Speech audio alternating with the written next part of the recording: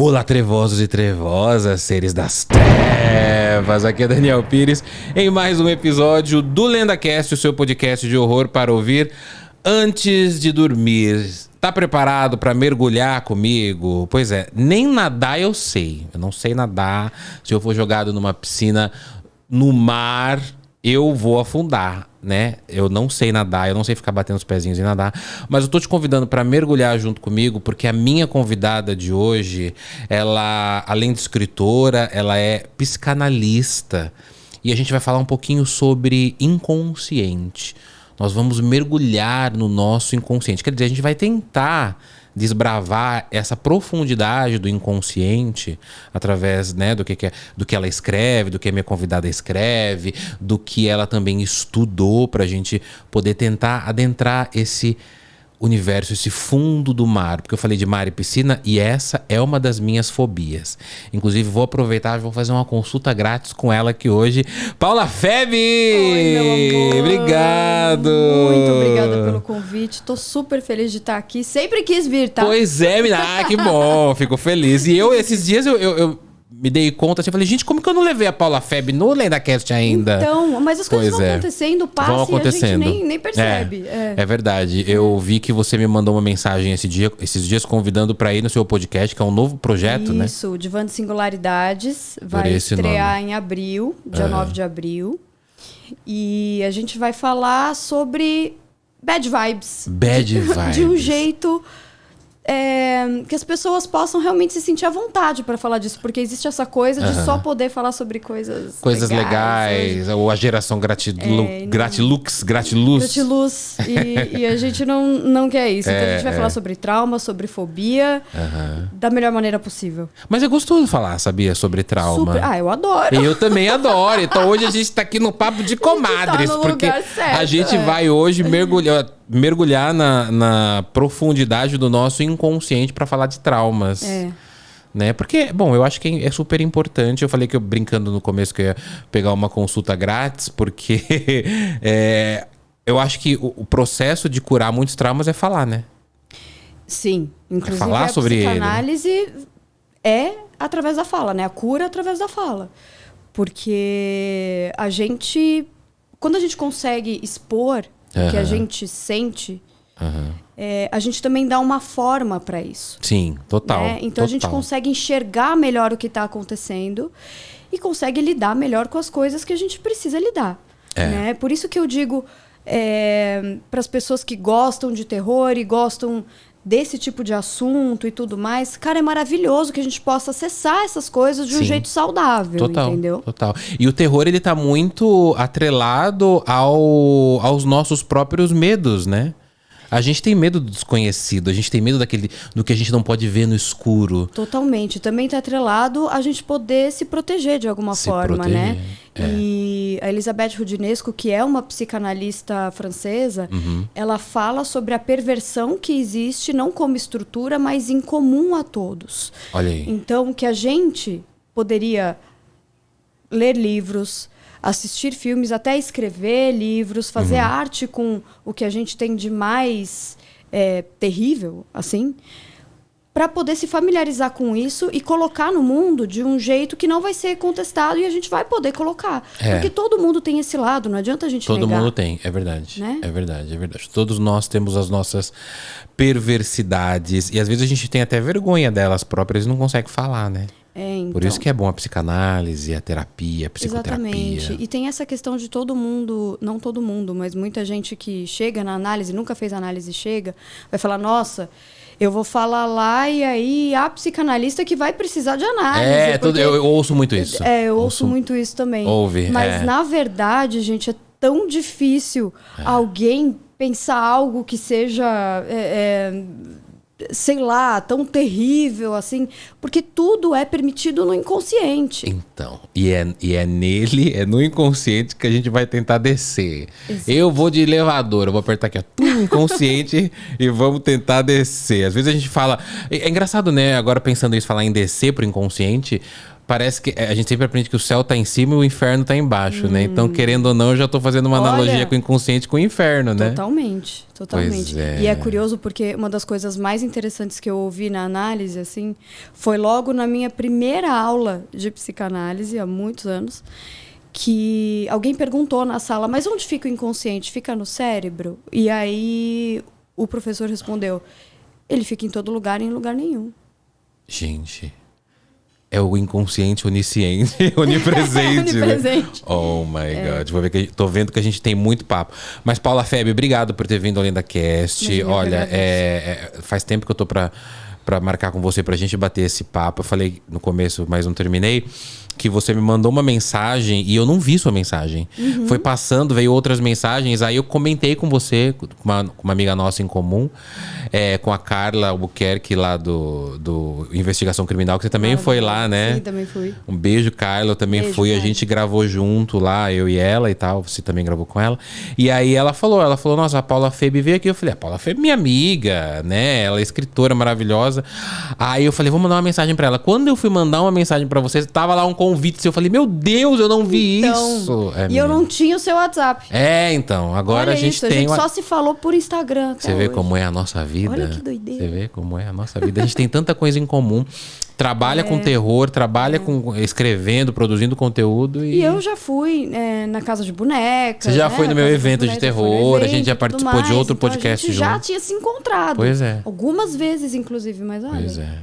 Pois é. Agora nós vamos discutir coisas em comum, que é o terror, né? Os terrores do inconsciente. Paula, mas antes da gente entrar no nosso bate-papo, queria te dar um presentinho. Você gosta de presentes? Quem não gosta, Quem né? não gosta de presentes? Você conhece a Insider, não? Conheço a Insider e eu só ouço coisas maravilhosas sobre a Insider. Pois e vai ouvir mais, porque a Insider, ela é uma das minhas parceiras queridas aqui no LendaCast. E eles pediram pra te entregar esse embrulho aqui, esse presentinho. Muito obrigada, Insider. Eu sei que as camisetas não amassam. Não, menina, né? todo mundo que vem aqui, quando eu entrego Obrigada, o Insider. presente da Insider, eles falam, é verdade que não amassa? É verdade que ela não tem... Eu posso abrir? Pode abrir, por favor, abre aí, tira aí o presentinho, a camiseta, vamos ver o que veio. Com certeza é uma camiseta preta, porque a gente só usa preto. Inclusive, você tá elegantérrima com esse obrigada, look. meu amor, muito Espero que obrigada. você goste da... ter preto, claro. Uma camiseta Trevosa. preta. Obrigada, Insider. Então, a Insider, você comentou de não precisa passar. Por exemplo, essa daí, ela tá dentro da embalagem, como eu sempre digo, né? Claro que ela vem amassada, ela é normal, ela vem amassada. Só que, conforme a gente veste as camisetas da Insider, que são chamadas de camisetas tech t-shirt, né? Tech de tecnológica, t-shirt, camiseta em inglês. Então, camisetas tecnológicas. Esse tecido da Insider é um tecido tecnológico, ou seja, você não precisa passar. Então, você tirou, por exemplo, da embalagem, tirou da gaveta lá do seu guarda-roupa, vestiu, e aí o calor do seu corpo vai desamassar. Não é incrível isso? Incrível, cara. E vou te falar, eu odeio passar roupa. Eu não passo roupa. Eu não passo, pelo amor, gente. Fica meio amarrotado. Não, antigamente o povo falava em engomar a roupa, em passar a roupa. Eu falo, gente, ainda existe. Mas, então, a gente precisa... Que bom, né? Que a Insider existe, porque a gente tem que se atualizar nisso também. Exato. Gente, não tem... A gente tava falando agora. A gente... se conhecia, mas não tinha um WhatsApp, não tinha um contato mais próximo. Então a gente quer praticidade, a gente quer mais... E com a roupa, com o nosso que a gente veste, com o nosso figurino, com o nosso vestuário, não é diferente. Então você tirou da gaveta a roupa da Insider, a camiseta, tech shirt, botou e ela vai, essa aqui mesmo eu não passei, ela vai desamassar ali com o calor do seu corpo. Gente, então que incrível é maravilhoso. E o preto, ele me cai muito bem. Eu recebi outras cores das camisetas da Insider, a branca, inclusive o último LendaCast.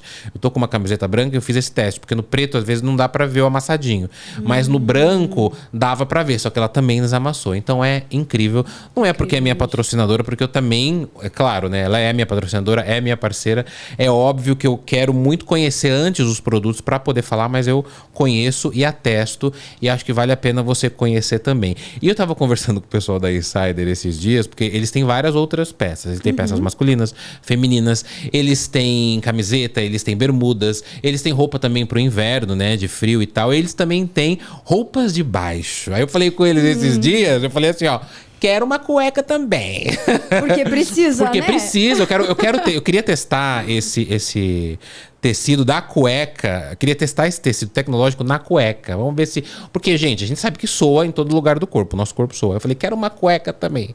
Aí meus seguidores vão falar assim, você tá falando de cueca perto da sua convidada? Pode falar, gente. Pode falar, a gente Pode não usa. falar, tem que falar. A gente usa. A gente usa cueca, calcinha. Quer dizer, eu não uso cueca, mas assim... aquelas, né? Se bem que pra dormir às vezes é bom, né? É, então. Pois é, menina. Falam que, bom, enfim. Bom, eu nunca usei calcinha.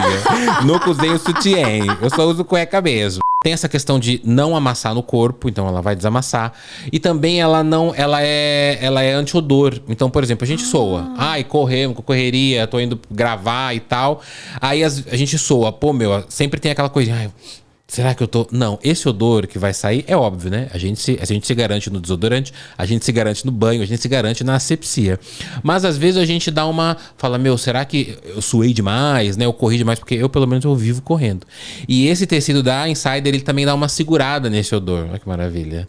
Então, às vezes a gente tá suando e fala, não, calma... Camiseta da Insider, dá uma segurada. E tem a questão da mancha também, né? Se você apareceu uma mancha na sua camiseta, uma mancha de suor, alguma coisa, ela vai desaparecer rapidamente. Até hoje, nenhuma que eu vi que apareceu, eu já vi mancha sim na camiseta, mas manchinha de suor, mas ela desaparece muito rápido. É tipo questão assim de, sei lá, 2 minutos ela desaparece. Gente, é super tecnológico. Então é tecnológico mesmo, né? É claro, a gente tá falando de uma roupa, né? A gente tá falando de um Megazord que você bota e o negócio Mas imagina a tecnologia que tem por Imagina, trás disso, imagina. de Pois parecer uma camiseta simples, simples. mas não. Botou e aí você... E tá aqui, ó. Meu, é assim, de verdade. Essa daqui tava guardada. Eu botei, tô aqui belíssimo. Passei meu perfume, tomei meu banho, passei meu perfume, desodorante. E ela tá aqui maravilhosa. Eu tô gravando pra vocês. E nesse mês de abril, que esse é o primeiro podcast agora do mês de abril, você vai ganhar 12% de desconto com o meu código LENDA12. E é importante dizer também que depois da lavagem, isso é uma coisa interessante, porque às vezes a gente compra roupa, né, Paula? E fala, nossa, ela tá novinha, ai, que legal, nananã. Só que às vezes a gente lava a roupa, ela dá uma encolhida, ela desbota. E tem essa questão também com as roupas da Insider, né? Com as peças da Insider. Ela não desbota depois da lavagem. Essa daqui eu acho que eu já lavei umas 3 vezes. E tá belíssima. Parece ainda, nova, né? Parece novinha. Então, com o meu cupom LENDA12, você vai entrar no site da Insider e vai comprar qualquer peça. Seja masculina, feminina, seja cueca. Tem lingerie para mulheres também, vale dar uma olhadinha, às vezes, né? Olha, eu não sabia disso. Tem lingerie para as mulheres também. Vai entrar o frio também, aí tem a questão do inverno também, roupas pro inverno. Então, lá no site da Insider, 12% de desconto com o meu código LENDA12. Mas assim, é mais fácil o quê? Fotografar o QR Code que tá aparecendo aí na sua tela, fotografa com o seu celular, abre a câmera, fotografa que você já vai direto com desconto e tudo para comprar qualquer peça da Insider lá no site deles. No comentário fixado desse episódio, também aqui na descrição, tem o link, só clicar já tá com desconto. Então é assim, é fácil. Ou fotografa, ou clica no link na descrição ou no primeiro comentário fixado que você já ganha o desconto direto lá no site da Insider. Ok? Tá todo mundo usando, eu tô usando e agora a Paula Febre também vai usar, né, Paula? Também vou. Depois você me diz se você ficou bem trevosa com essa roupa. Pode deixar. Você já tá trevosa, né? Com esse figurino maravilhoso. Não sei, faz parte. É nosso, né, amiga? É nosso.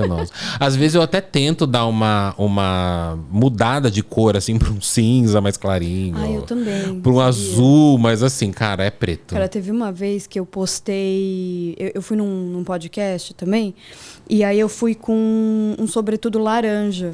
Todo mundo me escreveu... Quem é essa? Quem te mandou fazer isso? Quem é essa? Tá com um figurinista Você foi novo? coagida, me fala a verdade. É verdade. Eu também, cara. Assim, igual aquela tirinha da Turma da Mônica, que a Mônica abre o guarda-roupa. Com que roupa que eu vou? Só tem vestido vermelho, assim. Só tem vestido preto, assim. É a minha casa total, né? Ô, Paula, já entrando no nosso assunto do LendaCast de hoje, que a gente vai falar um pouco né, sobre inconsciente e tal... eu, na verdade, eu faço terapia há mais de 2 anos. E eu tenho essa dúvida para tentar entender o seguinte. A psicoterapia ou a terapia que a gente faz com o psicólogo, ela tem uma diferença da psicanálise? Então, a psicanálise é a única que parte do inconsciente. Então, quando a gente fala de inconsciente também, a gente está falando sobre buscar lá na infância, abriu as o baú. conexões com os seus traumas de hoje e tudo mais, entendeu? Então, a meu ver, é lógico, né, que eu tô puxando a sardinha pro meu lado, Claro, mas eu pode acho, puxar. mas eu acho a psicanálise um pouco mais profunda, assim. Claro, a gente tem psicologia, linhas da psicologia, a gente tem psiquiatria e tem a psicanálise, que é através da fala, mas também através do inconsciente, né? Parte do inconsciente e da associação livre também, que é essa fala solta, para a gente tentar pescar coisas que a pessoa diz e que ela nem sabe que ela disse. E nem sabe de onde vem, às vezes. E a partir disso, ela começa a entrar no inconsciente dela, né? Cara, eu me lembro sempre, no passado, assim, antes de começar a terapia, que eu tinha certeza que eu precisava fazer algum tratamento para minha cabeça. Eu tive... Por isso que eu falei que hoje vai ser uma terapia, mas não vai ser. Mas eu vou contar algumas coisas minhas pra gente ter como para ilustrar. Eu tive algumas coisas na minha família, por exemplo, eu sou gay, né? Eu vim de uma família que... Acho que nenhuma família sabe lidar muito bem com isso. Hoje em dia a gente está falando mais sobre as questões da comunidade LGBT, mas é um baque para as pessoas, né? Para os pais, né? Um filho que nasce gay, ou trans, ou lésbica, enfim. E você era da igreja? Então, e aí, a igreja entra daqui a pouco, mas aí teve essa questão que eu sou gay. O meu pai, ele sempre foi uma pessoa, ele foi, porque hoje ele melhorou muito. Eu acredito que as pessoas podem mudar, e o meu pai é uma pessoa que eu considero que ele mudou, porque o meu pai sempre foi alcoólatra, e assim, sempre foi alcoólatra não, ele sempre bebeu muito, mas quando ele teve 20 anos da vida dele afundado na bebida, e ele sempre foi muito homofóbico, muito. Eu já ouvi do meu pai coisas do tipo... Hoje em dia eu falo com tranquilidade, antigamente eu chorava, mas ele já ouviu coisas do meu pai do tipo: eu prefiro ter um filho assassino do que um filho viado, uma filha puta do que um filho viado. Então, sabe, essas coisas bem exageradas e preconceituosas. Meu pai tinha essas falas. E ele sempre falava isso quando bebia muito. Tem a questão da igreja, né? Quando eu entrei para a igreja, eu entrei na comunidade para eu me refugiar da minha casa. Então eu vivia na igreja com os meus amigos, com pessoas que me queriam bem, e me afastava de casa. Eu não gostava de voltar para casa. Eu fiquei 2 anos em celibato, sabe o que é celibato? Sem me masturbar, sem transar com ninguém, sem beijar ninguém, porque eu acreditei numa reversão de homossexualidade. Então eu passei por esses traumas e eu sempre tive certeza que eu precisava fazer algo. Ou uma terapia, ou a psiquiatria. Eu lembro que uma vez, quando eu trabalhava na metalúrgica, assim, eu trabalhei em metalúrgica, eu tive uma crise de 3 dias, assim, que eu só chorava e eu gritava e eu queria ir embora, e o médico falou pra mim: você tá entrando numa fase depressiva. Agora, aí ele falou, não tem remédio pra você. O que você tem que fazer é você tem que se divertir e procurar tratamento. Vai fazer coisas que você gosta, sai desse emprego e tal. Eu ia chorando, tal, no ônibus. Por que eu tô contando isso? Porque tudo isso pra mim é muito sombrio. Eu passei por uma época em que eu me enfiei em mim mesmo e eu não tinha ninguém. Eu não tinha família, eu não podia contar para as pessoas que eu era gay. E eu sempre quis entregar muito do Daniel, eu sempre quis ser o filho que mais tinha notas boas, que não pedia demissão do emprego e falava: não, eu tenho que trabalhar aqui, meu pai e minha mãe querem aqui. Então tiveram esses vários pilares: meu pai que bebia, eu era homossexual, a igreja que me reprimia e tudo mais. Mas isso sempre me fez entender que eu precisava procurar uma terapia.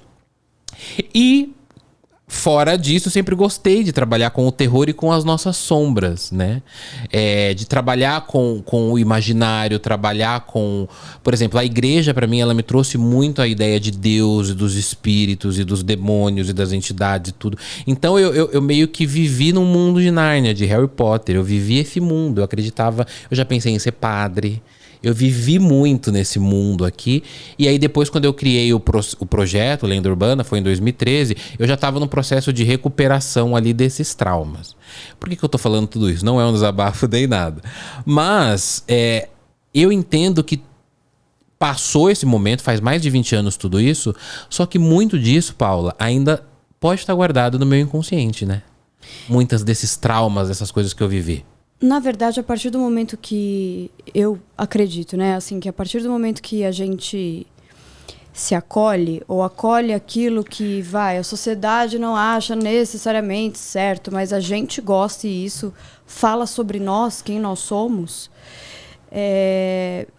Isso é o mais perto de uma cura que a gente pode chegar.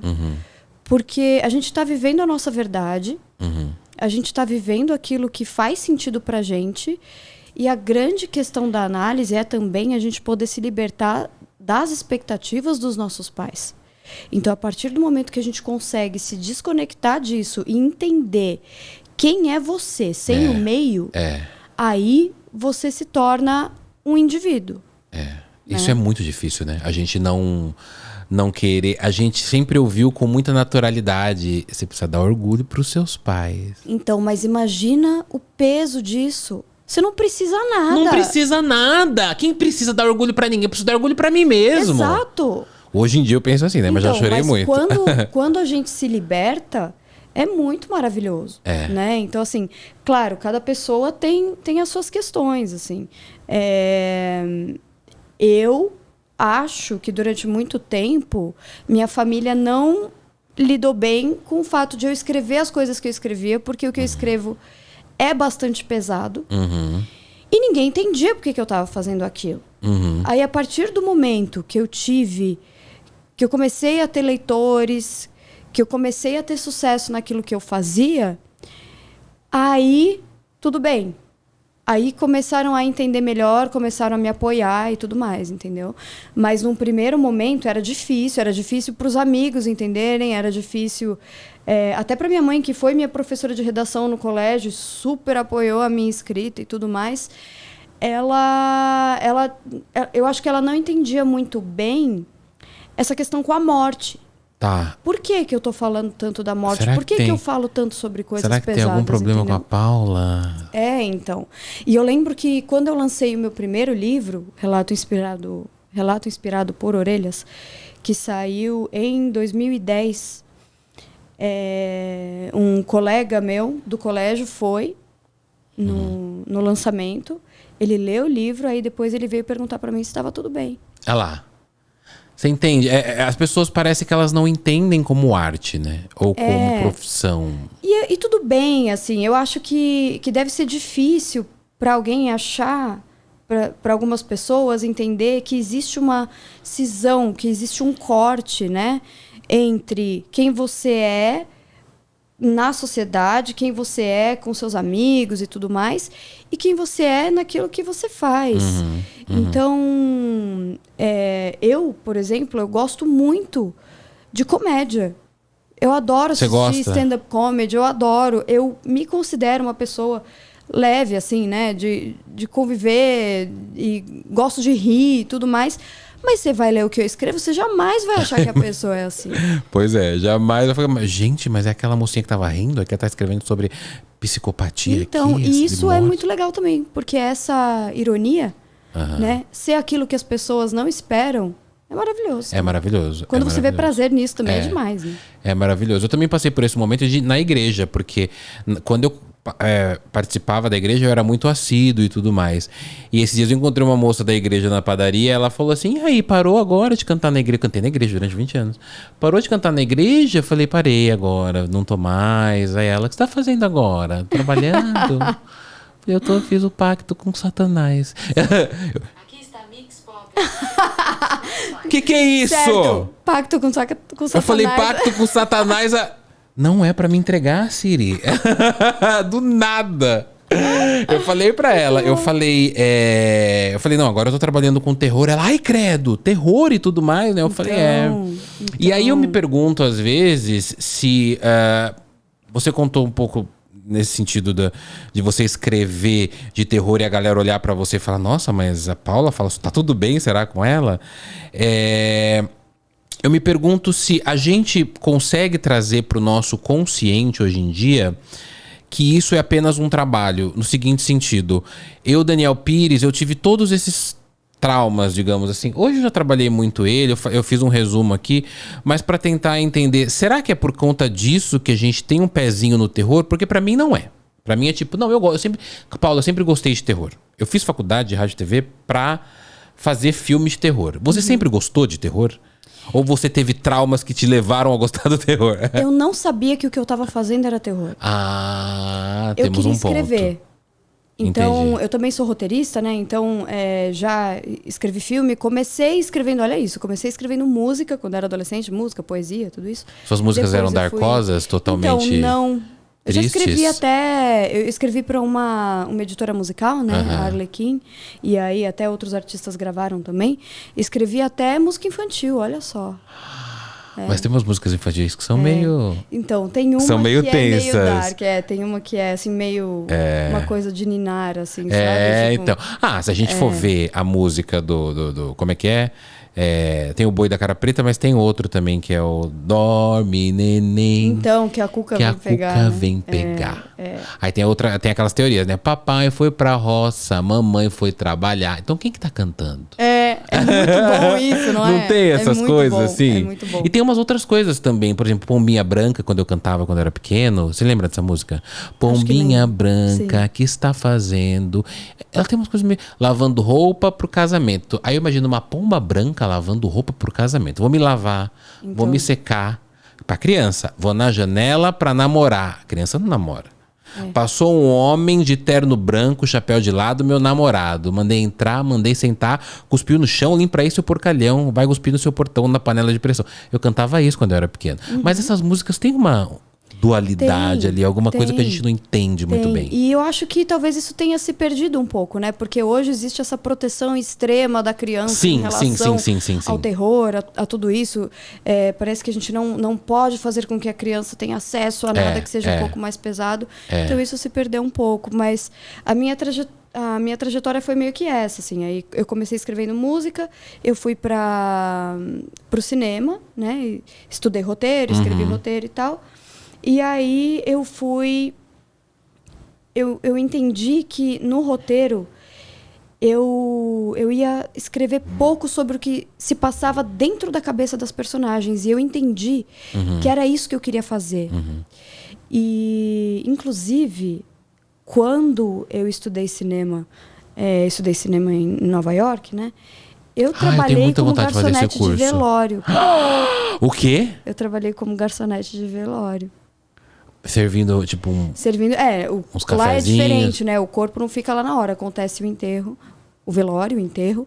E aí as pessoas vão numa festa. num coffee break.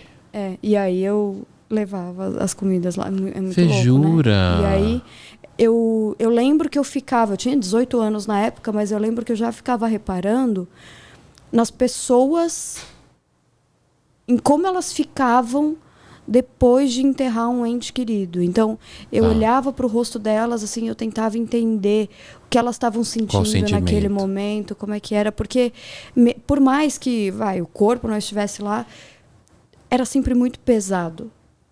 Sabe? Assim, tinha alguma coisa ali. Então, Tinha algo, né, na pessoa. Você sabe que eu já avaliei momentos de muita tristeza, né? Você falou agora do luto. Eu já avaliei momentos de muita tristeza em mim, ou também eu já fiz esse exercício de avaliar em outras pessoas. E eu percebo que quando você está extremamente triste, que você está destruído por dentro, tem gente que tem claro, cada um tem a sua maneira de expressar. Tem gente que grita que tal, mas eu percebo que a maioria das pessoas, isso não sei se é uma percepção sua também, elas ficam quietas. Elas ficam destruídas ali, ó.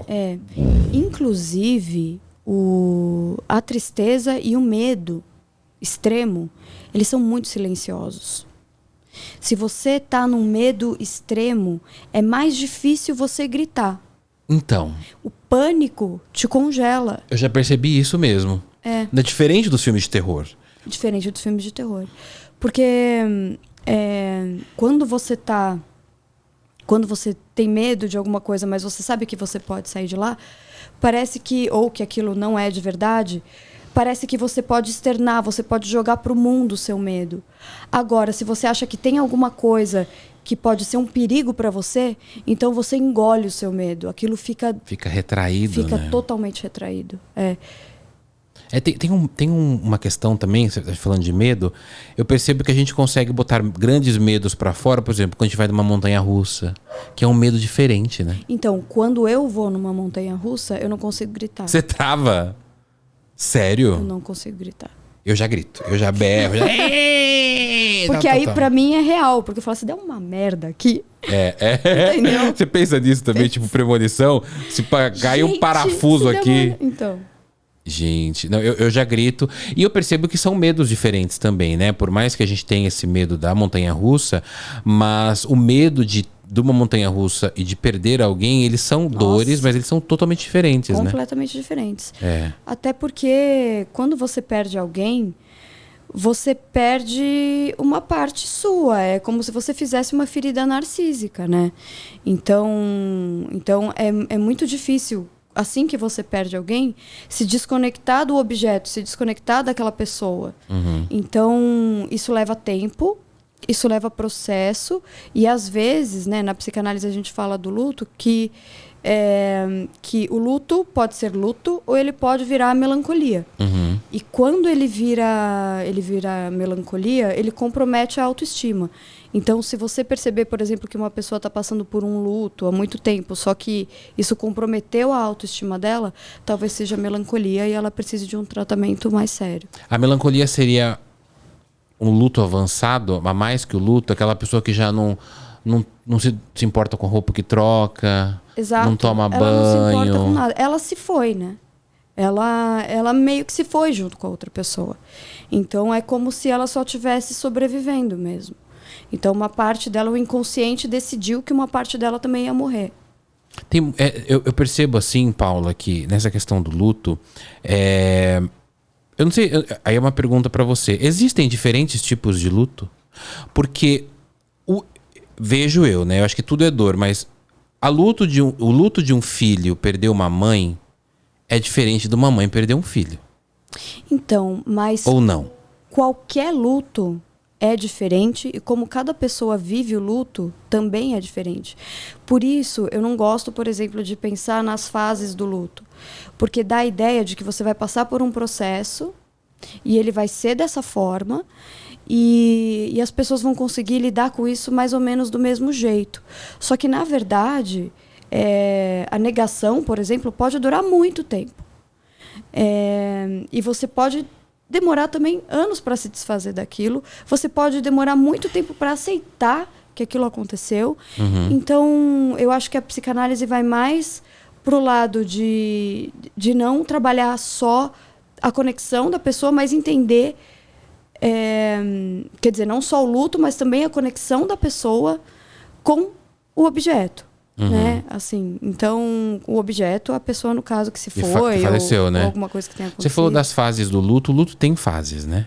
O luto tem gente que fala de 5, tem gente que fala de 7 fases.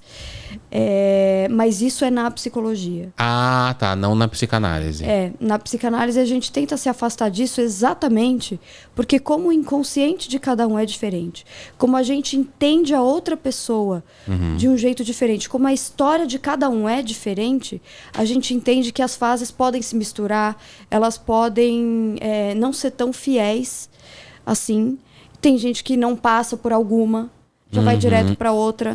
Então, é melhor pensar sobre o luto e a melancolia. Geralmente é assim que a gente lida com isso na psicanálise. Entendi. São tipo duas... Não sei se são duas etapas, mas são duas situações. Pode haver ou não evolução para melancolia. Para melancolia. A pessoa em melancolia, então, ela é aquela pessoa que perde a autoestima, que não toma banho já, que não come direito. Não vê mais e já passou um tempo. Vida. E já passou um tempo também, né? Sim, a gente geralmente começa a prestar atenção quando isso dura mais tempo e quando isso é severo. Isso compromete o que a pessoa faz no dia a dia. Na vida dela, de viver, deixa né? de fazer as coisas que ela fazia. E durante um bom tempo. Teve um caso, Paula, você está falando do luto agora, que eu lembrei, que eu não sei se isso é lenda urbana, mas que me contavam, que minha avó que me contava, que lá em Avaré, logo que ela se muda, uma mãe perde um filho pequeno, acho que o filho devia ter uns 7, 8 anos, ele morre, ele falece, acho que de uma doença, de câncer. E aí ela manda construir uma casa, um túmulo em formato de casinha pra ele, assim, uma casinha mesmo e tudo, né? E aí depois que ele foi sepultado, ela parecia bem, ela ria, ela falou, meu filho tá com Deus, muito religiosa. Meu filho tá com Deus, ele se foi e tal, tal, tal. Só que ela começou a ir todos os dias no cemitério depois da morte dele. Então ela ia, levava uma flor. E aí ela ia, levava outra flor. Aí ela ia arrumar. Ela não queria que ninguém limpasse a sepultura dele. E aí ela trocava foto. E aí ela ia todos os dias. Aí começaram a perceber que tava estranho quando ela resolveu levar uma TV pra lá. E ela tava querendo achar onde ligar a TV. Ela levou um colchão. E foi Olha perceber. só. E aí você... Tá vendo? Então quer dizer... Às vezes nem ela entendia o processo de luto, Não, né? e muitas vezes a gente não entende não só o luto, mas como vários processos que acontecem com a gente, né? Sim. Por isso que o psicanalista, ele não pode simplesmente falar pro analisante o que ele acha que está acontecendo.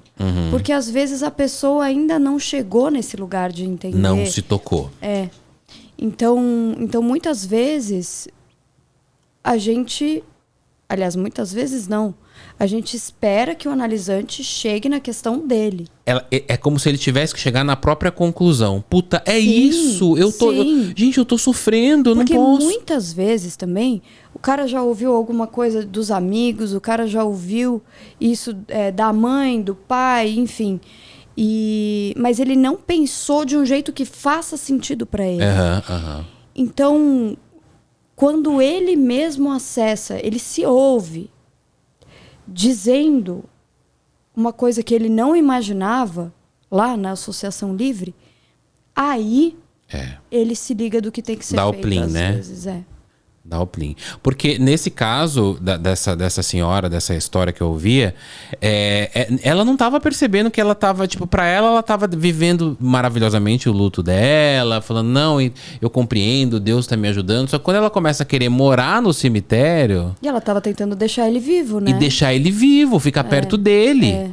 Entende? Aí parece que a família depois teve que se mudar da cidade. Eles tinham dinheiro, tiveram que se mudar de lá e tal. Não sei se ela foi internada em algum lugar para se tratar e tal, mas você percebe como essas fases de luto, às vezes ela derruba a pessoa e nem a pessoa percebe. A pessoa, pelo menos quando tá em melancolia, ela percebe quando ela tá...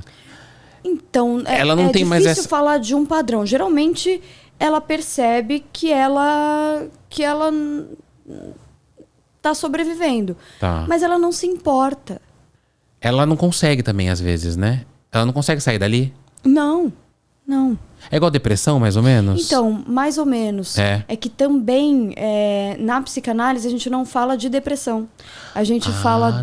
depressão é um termo da psicologia. Da psiquiatria, né? Entendi. Então, seria mesmo a melancolia, que a gente pode, sim, claro, fazer um paralelo com a depressão.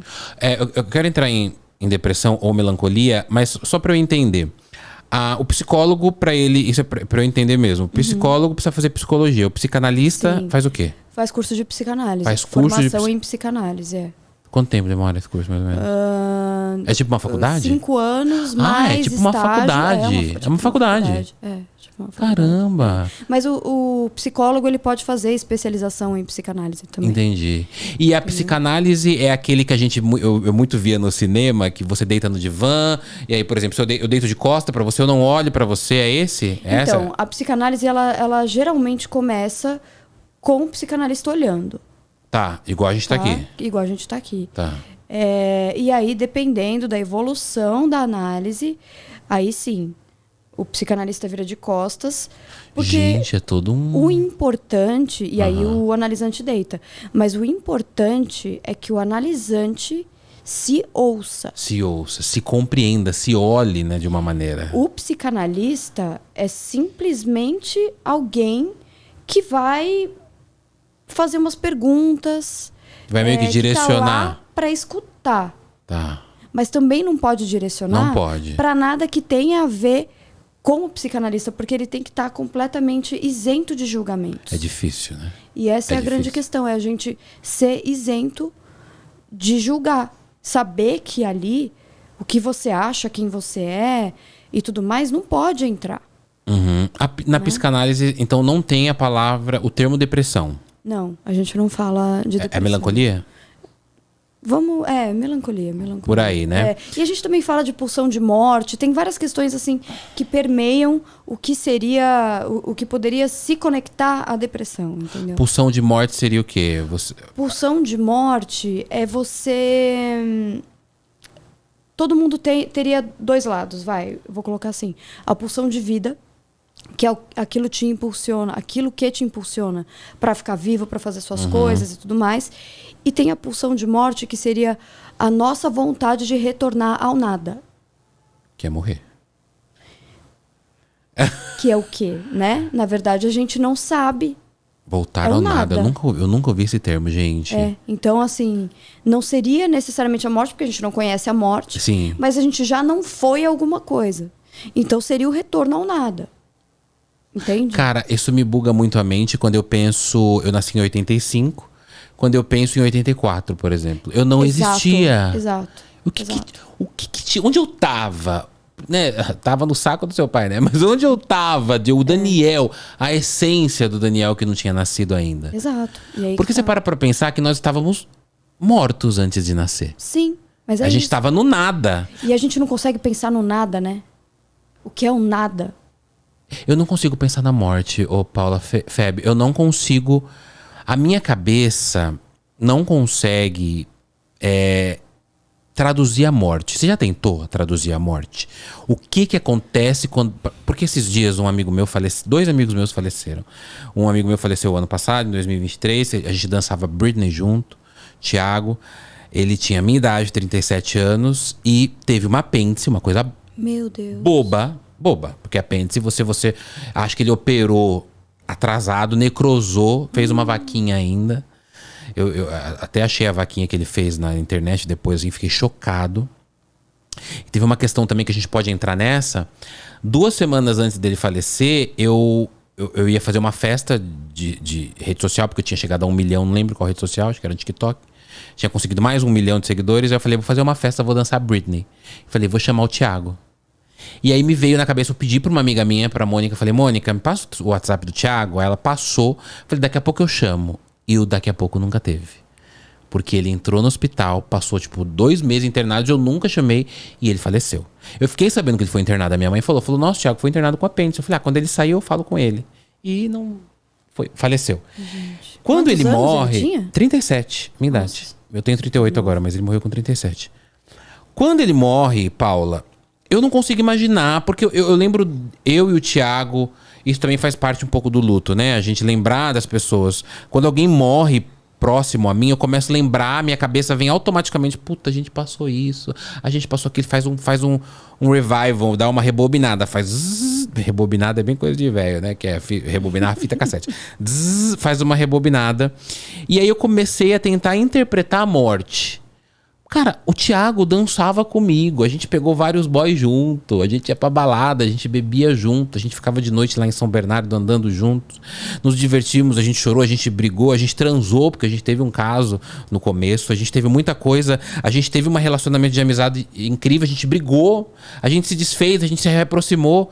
Então olha quanta coisa na vida. E quando ele morre, eu comecei a tentar traduzir, eu falei, mas pra onde foi agora? Porque eu acho que aí entra a espiritualidade, né? Aí entra a espiritualidade. E às vezes eu acho que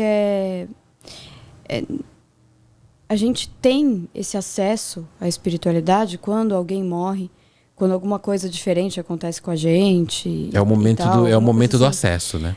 Porque você busca alguma conexão, alguma resposta, alguma coisa, porque na verdade isso é muito humano, né? O fato de você não ter existido antes e você não existir depois, e você existiu durante um período muito curto, mas e aí? Tudo que você sentiu, tudo que você pensou, tudo que você foi... Tudo que eu acumulei como pessoa, todas as pessoas que eu amei, porque não é possível.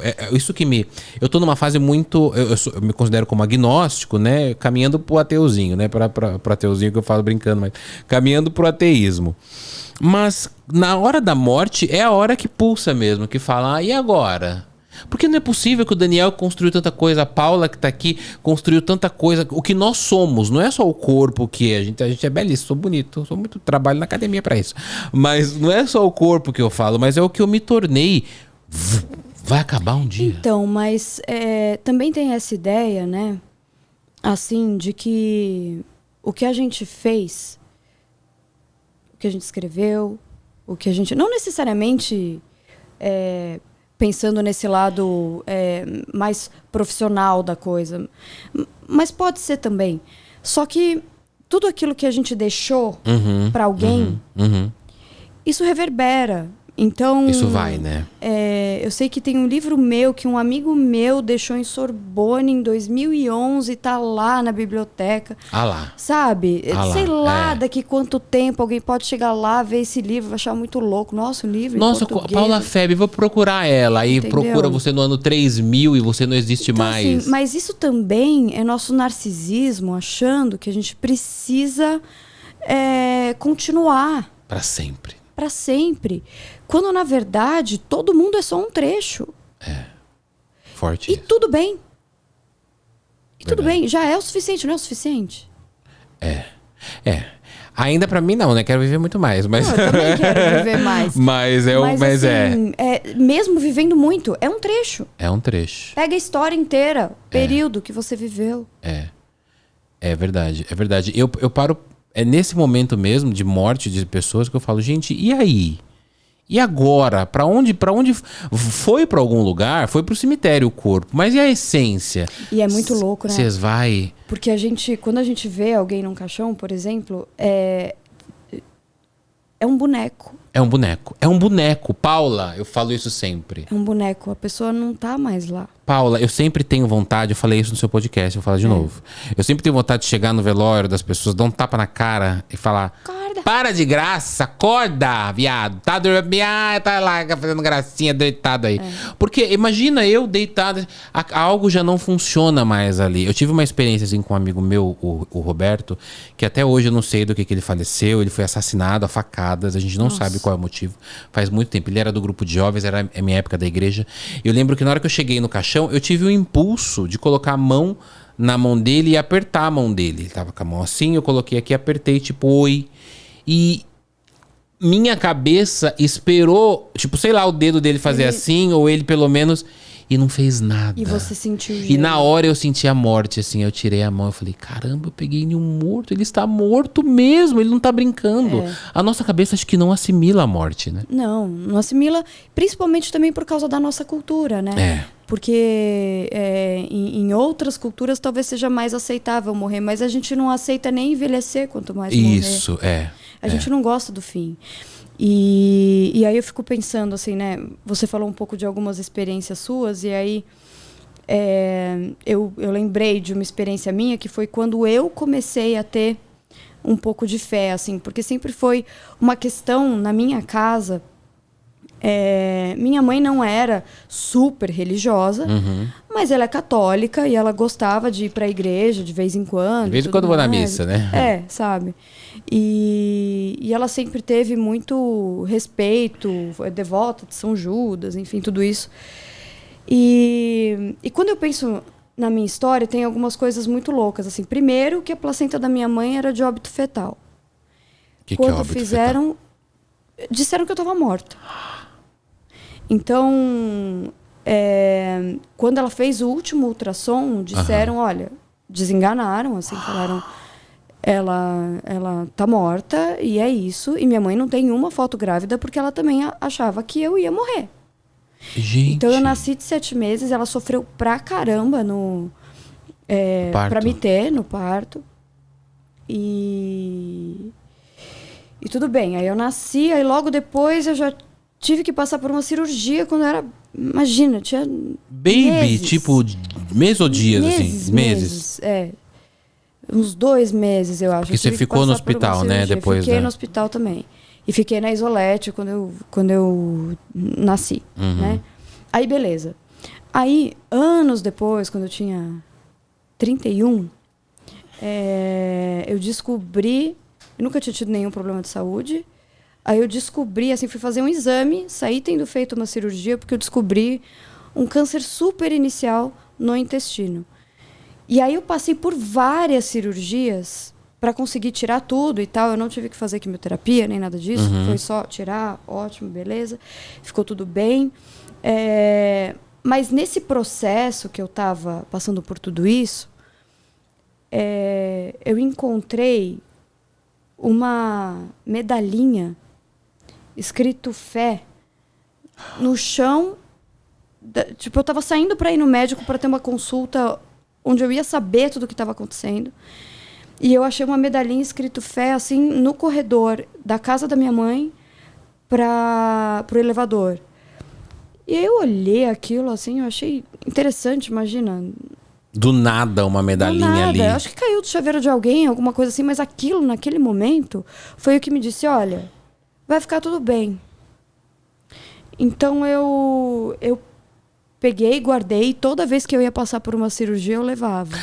Então você guardou como um amuleto, assim? Guardei como um amuleto, eu tenho até hoje. Você tem até hoje? Tenho até hoje. Cara, que incrível. Então, assim, coisas aconteceram que minha mãe falava assim, você não pode não ter fé. Porque eu sempre fui super racional. Né? Você se considerava ateia? Ateia. E aí, hoje eu me considero agnóstica, mas... Sei, assim, eu acredito em alguma coisa. Entendo. Porque muita coisa me fez, assim, ainda estar aqui. E aí você fez o processo de retirada dos... Era um câncer? Era um, e aí foi tirando e tal, e se curou? Fui tirando, me curei. Foram alguns meses, assim, de cirurgia e tal. E teve uma cirurgia que eu acordei no meio. Foi horrível, horrível. E eu ouvi o médico falando, o que eu faço agora? Porque ele estava em dúvida se ele ia fazer a cirurgia do jeito que ele estava fazendo ou ele ia tentar de um outro jeito, porque estava num lugar muito difícil de tirar. Gente, Paula, você acordou no meio. Eu acordei no meio, eu ouvi e ele viu que eu acordei, porque nessa cirurgia, especificamente, o jeito que eles fazem é só sedação. Então, não era anestesia geral, nem nada disso. Então, eu fui sedada e eu acordei, e aí ele falou isso, e eu senti uma dor na hora, assim, eu falei, tá doendo, tá doendo. E aí ele falou... E ele me apagou de novo. E aí, quando eu acordei, eu tive a notícia de que ele tinha conseguido tirar tudo. Nossa, que bom, E aí eu fiquei internada e tal. Mas assim, e aliás, esse médico é maravilhoso. Dr. Paulo. Alô, Dr. Paulo? Paulo Candelária, do Santa Isabel. Maravilhoso. Aí, ele salvou minha vida, cara. Sim. Ele salvou minha vida. Então, é interessante porque você teve um processo aí de que você sai de um ateísmo para acreditar em algo que a gente não sabe. Foi o contrário. Eu passei do catolicismo, de crer realmente, ter a certeza. Imagina, Deus existe, Jesus existiu e tudo, para o agnosticismo do tipo, não sei agora, já não sei mais. Mas você consegue perceber quais eram as constituições familiares? Minha mãe, por exemplo, ela não tinha essa conexão tão grande com a religião. Não ela tinha. queria que eu acreditasse. Porque ela sempre acreditou. Tipo, é bom, né, então, acreditar. Tipo, é bom. Mas, por exemplo, meu pai nunca teve muito disso. Tá. Nunca tive muito disso. Então, eu não fui forçada a acreditar. Então, é como se a gente também se rebelasse de alguma maneira com aquilo que é colocado pra gente, que a gente tem que fazer, né? Totalmente. E hoje em dia você se considera agnóstica? Hoje em dia eu me considero agnóstica, sim. Eu também, tô ali no meio. Eu acho que tem alguma coisa, mas... não sabemos. Eu também acho que se não tiver nada, tudo bem. Eu também trabalho com as duas hipóteses. Ok. Às vezes é melhor. Eu já parei às vezes para pensar, igual eu te falei que às vezes eu quero...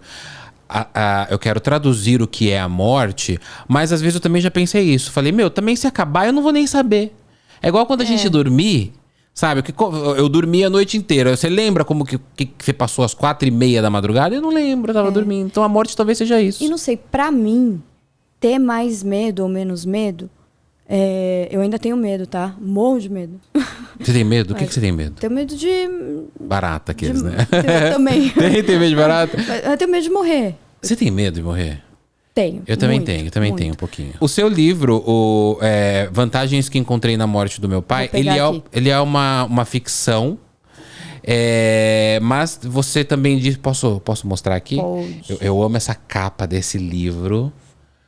Linda, pela Dark Side, né? Pela Dark Side, Vantagens que encontrei na morte de meu pai. E é uma coisa meio confusa, assim, a capa. Vantagens que encontrei na Paula. Morte então, do meu pai. exato. Pai meu, morte, Então, febre. porque isso mostra exatamente a psicose, né?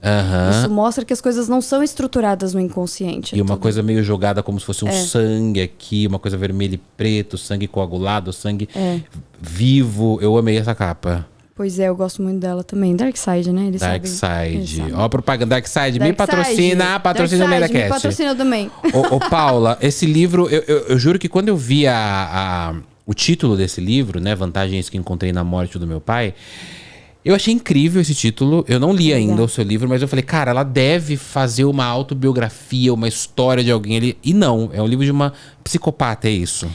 Mas na verdade... Uma ficção, né? Mas ele partiu do meu luto. Eu comecei a escrever depois que eu perdi o meu pai, em 2015. Então Que foi na mesma época que eu... Nossa, foi a pior fase da minha vida. Assim, foi a época que eu descobri que eu tinha que passar por todas essas cirurgias.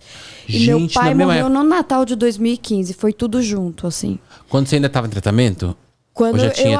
eu tinha começado em 2014, aí teve um gap de achar que estava tudo bem, que não era nada demais. E aí eu descobri que eu tinha que continuar fazendo as cirurgias para tirar tudo, porque foi um erro médico. O primeiro médico deixou um pedaço. Deixou o quê? Um pedaço do tumor. Ah, tá. Então, aí meio que evoluiu, né? Entendi. Um pouco ali. E aí...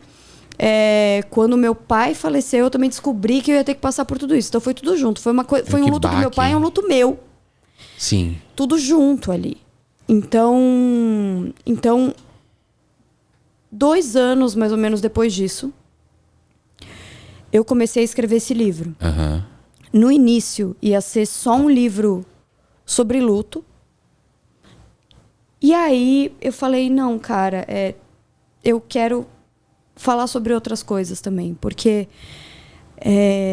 eu tinha uma amiga que sempre falava para mim que ela gostaria que eu escrevesse um livro sobre algumas das minhas histórias amorosas, algumas histórias amorosas delas, das minhas amigas e tudo mais. E aí eu ficava pensando, cara, eu realmente queria fazer isso, mas eu queria fazer isso do meu jeito. Tá. E aí o que acontece aqui é que a personagem, ela entra num surto psicótico depois da morte do pai. E aí ela começa a se relacionar com os homens que aparecem na vida dela através desse surto e através da imagem do pai. Então, a partir do momento que o corpo do pai se decompõe, ela vai se conectando com os homens desse jeito destrutivo, como se ela quisesse manter o pai ainda Vivo de alguma maneira. De alguma maneira, Gente, Paula, que incrível essa linha do tempo. O pai vai decompondo e ela vai... Então, quer dizer, os caras vão ficando cada vez piores, né? Os caras que ela vai se relacionando. Ela vai... Sim, mas aí é que tá. Tem a questão... Gente, eu não sei se é um spoiler, isso talvez seja. Atenção, mas spoiler, mas vale a pena ler. Spoiler. Eu não ligo pra spoiler, sabia? Eu também não ligo. Sabe por quê? Eu não ligo Você tem porque que saber eu o falo como. Isso. Eu falo assim, o único spoiler que eu acho que eu fiquei muito triste na vida foi o do Sexto Sentido, que veio um cara e falou pra mim assim, o cara já tá morto, tá? Ai, que ódio. Aí no meio do filme eu falei, ele já tá morto. Foi o único. Mas dos restos, quando fala assim, quando o spoiler é bom, eu falo, ótimo, quero ver esse filme. Eu não ligo muito pra spoiler, mas talvez seja o spoiler que você vai falar agora. Qual que é? Mas aí ela A personagem, ela começa... a personagem, a protagonista. Ela antes é justificável porque ela faz o que ela faz com os caras. Você fala, não, esse cara realmente merece. Sabe, essa coisa dessa vingança. Porque ela é uma psicopata, então ela aniquila. Só que ela meio que se perde na personagem ali que ela tá criando. Então, depois, né, começa a não ser mais justificável. Qualquer justificativa é justificativa. Vou matar mesmo esse cara aí. Entendi. Então...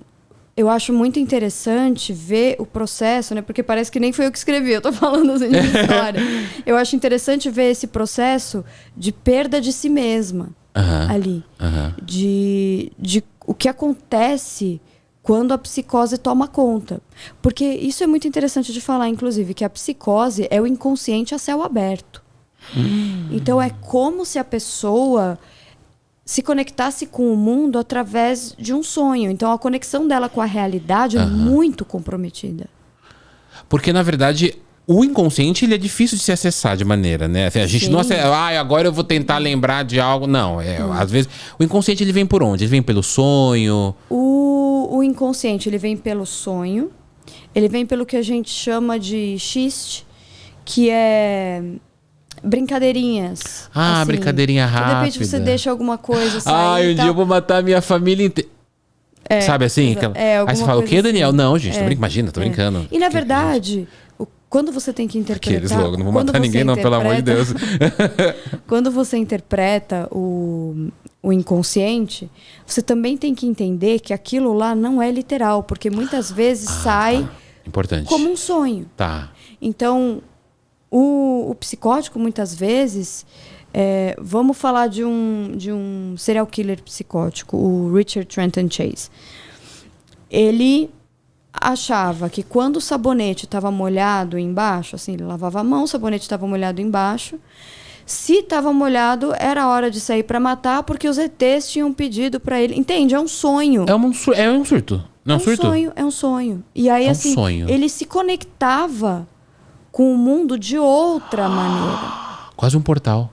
O cara bota a mão ali, tá molhado embaixo, tá aquela gosminha embaixo do... O ET mandou mensagem, vou matar. O ET mandou matar porque ele tinha... E assim, é uma coisa que não faz sentido, né? Assim, se for pensar no sentido mesmo, não faz sentido nenhum. Não faz sentido nenhum. Pra mim, por isso que eu perguntei. A gente não pode falar que é um surto. É um estado permanente, então não é um surto. Não é um surto, tá. Entendi. Mas, por exemplo, existe a psicose branca, que você pode tomar remédio e aí você nunca tem uma crise.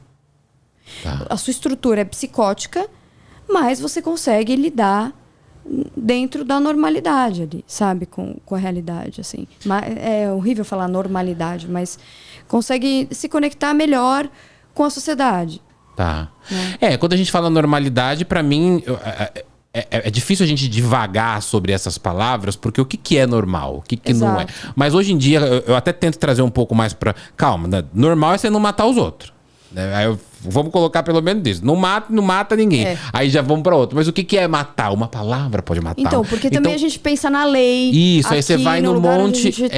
na nossa cultura, nossa sociedade. A coisa vai se expandindo, tudo né? que a gente vive, é verdade. Mas a psicopatia, a gente já vai entrando então nesse tema de psicopatas. Uma questão que eu tenho muito na minha cabeça, assim... Todos podem ter uma psicopatia mesmo que mínima dentro do próprio cérebro, do inconsciente, ou não? Não, difícil todos falar. nós temos um lado perverso, todos nós temos a pulsão de morte, todos nós temos isso, né? Inclusive, o Freud falava das crianças como perversas polimorfas. Então, a criança já teria uma conexão com o próprio lado obscuro do outro, ou o lado sexual. Então, a criança não seria isenta disso. Não que ela tenha desejo, não isso. Tá, mas já... Ela não tem um filtro, por exemplo. A cabeça dela produz algo que nem ela sabe o que é. Ela não tá dentro da norma social para entender se isso é ruim, se não é, e tudo mais, entendeu? Então, assim, quando a gente fala de psicopata, que na nomenclatura dentro da psicanálise, a gente pode ver geralmente, tá? Não só, mas geralmente é o perverso. Eu posso dar como exemplo, por exemplo, o Ted Bundy. É aquele que é o... Que é um serial killer que era Não é o do palhaço, não. Não, ele era um bonitão, assim, que... Tiveram muitos filmes sobre ele, muita coisa sobre ele. E ele, na sociedade, ele era um cara que você falava, nossa... Um gentleman. Gente boa, que cara legal, falava bem, era bonito e tudo mais. Então, assim, o perverso, ele se conecta com o mundo só através daquilo que é interessante para ele. Tá. Então é como se só ele existisse. Quando a gente pensa no psicótico, você vê como já é diferente, a conexão com a realidade já é mais Já é o- esquisita, aham. assim. Agora, então quando a gente fala de serial killer desorganizado, a gente geralmente está falando dos psicóticos, porque não tem preocupação se alguém tá olhando, se alguém não tá. Ele se vai e alguém tá... acaba. Não. Ele vai e mata. Exato. Agora, o perverso, ele ainda quer ter uma boa imagem para a sociedade. É importante que ele seja visto de um jeito bom. E ele é sedutor e tudo mais. Então, esse estaria mais pro lado dos organizados. Então, assim, quando a gente fala de um psicopata, a gente está falando de alguém que não tem empatia, não tem ansiedade e não sente medo. Cara, o cara não tem ansiedade no sentido de tipo... Não, eu vou matar... Não, Não, e não Eu tem vou nenhuma fazer. ansiedade, ele não fica nervoso com nada. nada. Com nada. Então, porque ele vive como se ele fosse superior a tudo. Caramba, meu. Ele é superior a tudo isso. Eu já vi algumas entrevistas de psicopatas e é incrível, assim, como eles entram no júri, por exemplo. Calmos, olham. Tem alguns casos mais, assim, extremos nos Estados Unidos, por exemplo, de uns que olham e, tipo... Você está condenado à prisão perpétua. Bicho, ó a trava-língua. Prisão perpétua. Aí o cara... Tá bom. Dá a mãozinha assim, tal. Teve um caso esses dias, não sei se você viu, que lá nos Estados Unidos ainda tem pena de morte, né? Tem alguns casos que vão para pena de morte. E esses dias eles testaram uma pena de morte por asfixia, você viu isso? Vi. E aí eles foram... É um cara que cometeu um crime, acho que foi em 1980, nos anos 80, acho que era 88, não lembro o ano exato, mas era anos 80. Ele mata uma mulher. E aí agora eles estavam testando um que você colocava um saco na cabeça do cara assim, e aí colocava um nitrogênio lá dentro. E o cara demorou 22 minutos pra morrer dentro desse. E agonizou e tudo mais. Aí por que eu tô te falando isso? Porque... ele, não sei se ele era um psicopata, não sei se ele teria que avaliar melhor pelo crime que ele fez, mas as pessoas que estavam matando, que estavam fazendo a pena acontecer, possivelmente não eram psicopatas. E possivelmente elas estavam sofrendo ao ver alguém morrer. E às vezes eu pego me questionando muito, porque no nosso primeiro momento a gente fala assim: esse cara matou um monte de gente, ele merece morrer, eu mataria ele de raiva. No momento de raiva, muita gente fala assim, né?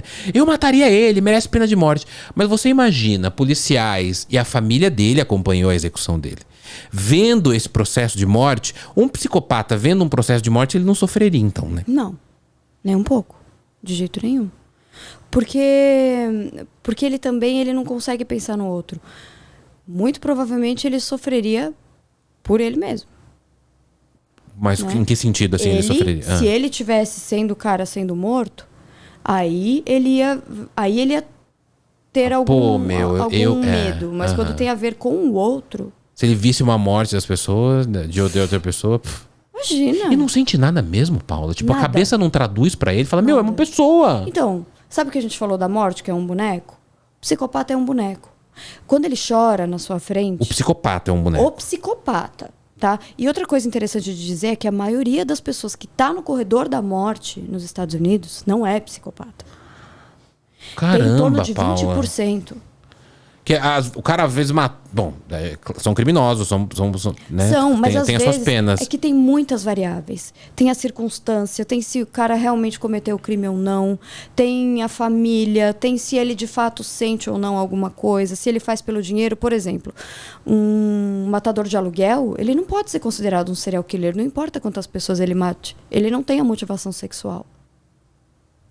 O serial killer, ele tem motivação sexual. Ele tem que ter motivação sexual também. Teve um caso que foi aqui no Brasil, não vou lembrar o estado agora. Não sei se foi no Mato Grosso. De um pedreiro, você viu esse caso? Que o pedreiro entra na casa. Tem tantos casos de serial killer, é verdade. Mas esse caso me chocou demais. Acho que o pai era caminhoneiro, ele tinha esposa e 3 filhas, meninas. Moravam numa casa, aí tinha uma obra que estava acontecendo do lado. Um dos pedreiros entra na casa, ele mata todo mundo. Ele mata a mãe, ele mata as 3 filhas do cara. E ele violenta muito. Acho que ele só não violenta uma. Esse é um serial killer. Não, o serial killer, ele mata 3 ou mais pessoas em momentos diferentes, em lugares diferentes com o período de cooling off entre os crimes. Período do quê? Cooling off. O que é isso? O momento em que ele não mata.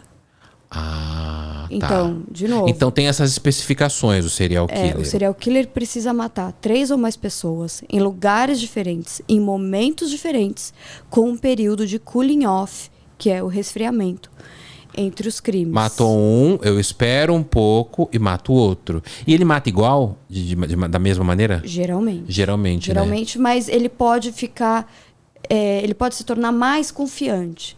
Então, ele tem a motivação sexual, geralmente ali no crime, por isso que ele mata... Ele pode matar de uma maneira que satisfaça ele sexualmente. Ele abusa, não?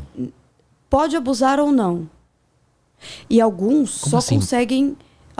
conseguem ereção no momento da morte, no momento que mata alguém. Necrofilia, né? Com a pessoa morta. Ou enquanto tá matando. E muitos têm problemas sexuais e começam a matar porque só sentem prazer ali, naquele momento. Então tem uma questão sexual super envolvida. O maníaco do parque a gente pode dizer que é um serial killer? Sim, totalmente. Totalmente. Serial killer, porque ele chamava, ele falava que ia fazer um book com as meninas, né? E aí depois ele matava elas e tinha relação com elas. Gente, eu não sabia dessas especificações que tinham cada um. Então, o psicopata ele é diferente do serial killer, né? Não necessariamente um psicopata vai ser serial killer, nem todo serial killer vai ser psicopata, porque o serial killer ele pode ser psicótico, por exemplo. Entendi. E ter outra conexão Entendi. com a realidade. E não é porque ele não tem sentimento, é que, por exemplo, o Richard Trenton Chase, ele tá o tempo inteiro na cabeça dele, tentando se proteger dos ETs, e ele precisava fazer aquilo, ele precisava inclusive tomar o sangue das vítimas e tudo mais, por isso ele é chamado vampiro de Sacramento. Eu não conheço esse caso, Paula. Nossa. Conta pra mim. Como é que é? Então, assim, ele resumido, né? Ele é um dos mais pesados que eu acho, assim. Ele... Ai, gente, eu não... Será? Como é o nome dele? É Richard? Como é que é? Richard Trenton Chase. É o vampiro de Sacramento. Eu acho, na verdade, melhor as pessoas procurarem, porque assim... É que tem muito detalhe, né? Tem muito detalhe, e os detalhes são realmente muito, muito pesados. Com criança, com mulheres grávidas. Então, assim, é muito, muito Mas pesado. o que ele fazia? Ele via esse sabonete molhado e aí por isso ele tinha essa imaginação de que os ETs, aí ele ia matar as pessoas, é isso? Aí ele ia matar e tinha uma conexão também com a mãe, de achar que a mãe era nazista, então ele estava indo contra a mãe. E a mãe não era nazista, não tinha nada disso. Foi a pessoa que tentou fazer alguma coisa por ele. Então ele conectava os ETs com os nazistas e tudo mais, e aí saía para matar. E ele chegou a matar uma mulher e assim, ele ali tocou a campainha sem se preocupar com nada. Tocou a campainha, entrou na casa dela, a mulher estava grávida, ele abriu ela inteira, tirou todos os órgãos, aí ele tomava o sangue, ele colocava, deixava reservado, e depois saiu de lá, foi na casa de um casal, se eu não me engano, que tinha um bebê, roubou o bebê do casal, deixou fezes no berço, fez assim... Fezes de quem? Dele? Dele. Gente do céu. Ô, Paula, é doença de cabeça? Né? O psicopata, será que ele tem um jeito, ele tem um tratamento? A gente teve o caso do Champinha, por exemplo. Lembra desse caso? Sim. Que ele pega um Mariana, casal e aí, né? E ele tá até hoje preso. Ele não pode ser solto. Então, eu não sei te dizer qual é a conexão dele com o mundo, né? Enfim, eu não consigo dizer necessariamente se é perverso, se é psicótico, se é neurótico obsessivo, o que acontece. Mas a questão é que, pensando na psicanálise, nós temos 3 estruturas possíveis: neurose, psicose e perversão. Tá. As pessoas são constituídas dessa forma. Então, a partir do momento que você... Claro que, às vezes, pode ter um pouco de uma em outra e tudo mais, mas, assim, a grosso modo, se você tem uma estrutura, você não vai de repente, sair de uma e entrar em outra, porque foi o jeito que você se constituiu como pessoa. Uhum. Você só conhece aquela constituição. Então, assim, você não vai fazer uma pessoa que nunca se importou com nada na vida, de repente, se importar. Agora, existem casos de crianças que conseguem alguma reversão, assim. Então, tem um documentário muito bom, inclusive tem no YouTube, que chama A Ira de um Anjo, que é de uma menina que tinha sido abusada. Ela tinha passado por coisas terríveis, assim. Ela foi adotada por uma família e ela estava maltratando o irmãozinho e ameaçando os pais. E eles conseguiram reverter. Hoje ela é uma mulher completamente... leva uma vida completamente normal. E é isso, assim. Então, tem alguns casos, e existe um estudo nos Estados Unidos hoje de alguns psicólogos ou psiquiatras, eu não me lembro exatamente, que eles estão fazendo, de fazer uma terapia com os psicopatas que estão no corredor da morte, de tentar ensinar a lei para eles, no sentido de que o analista, ele se coloca no lugar de pai para ensinar. Então é como se eles pegassem essas pessoas, tentassem transformar elas em criança de novo, para poder reeducar. Só que assim, para uma pessoa se tornar alguém, um assassino extremamente cruel, que não vai sentir nada, ela tem que passar por muitas coisas na infância, ou entender algumas coisas na infância, no sentido de que ela não se conectou com as outras pessoas. Ela não teve noção do que era afeto. Então, assim, muitas vezes isso acontece, mas alguma coisa segura. Então, assim, se você não consegue se conectar com a sua família, você vai se conectar com um amiguinho, você vai se conectar na escola, você com vai uma se avó, conectar de repente, com a avó, você vai ter algum afeto. uma professora, sei lá, um Exato. namoradinho. Então, algum afeto acontece. Aí quebra, meio que quebra. Meio que quebra, alguma coisa ou segura. estaciona, tá. Agora, quando nenhum afeto acontece, ou se o afeto acontece, mas a pessoa não entende que o afeto aconteceu, ela não acha que o afeto aconteceu, aí realmente alguma coisa pode vir a acontecer. Porque eu sempre me pergunto o seguinte, vamos supor, dá pra identificar em criança, por exemplo, se ela pode ser um futuro psicopata, igual você falou dessa menina aí. Ela sofreu um abuso, mas, por exemplo, tem caso de criança que não sofreu nada e que você já percebe que ela gosta de matar, por exemplo, o caso daquele documentário do Jeffrey Dahmer, né? Parece que desde criança o menino gostava ali de matar bicho, matar não sei o quê. Mas ele passou por algumas coisas. Ele era uma criança super... Eu não gosto de falar normal, gente, mas vocês entendem, né? Quando a gente fala normal, é dentro da nossa normalidade, da nossa cultura. Não quer matar ninguém, não quer... Tá quietinho ali fazendo a atividade dele. Exato. Então, ele viveu uma vida normal, uma infância normal, até que ele teve que passar por uma cirurgia de hérnia, e ele não foi comunicado pelos pais que ele ia passar por isso. Assim, eu acho que, até onde eu sei, levaram ele para o médico, e aí quando ele se ligou do que estava acontecendo, ele tinha sido aberto. E aí, ele já estava se recuperando da cirurgia, mas eu acho que falaram para ele sobre o que ia ser a cirurgia, tal, não sei o quê, depois. Nossa! E aí, ele começou a se conectar com os animais, porque ele queria ver dentro.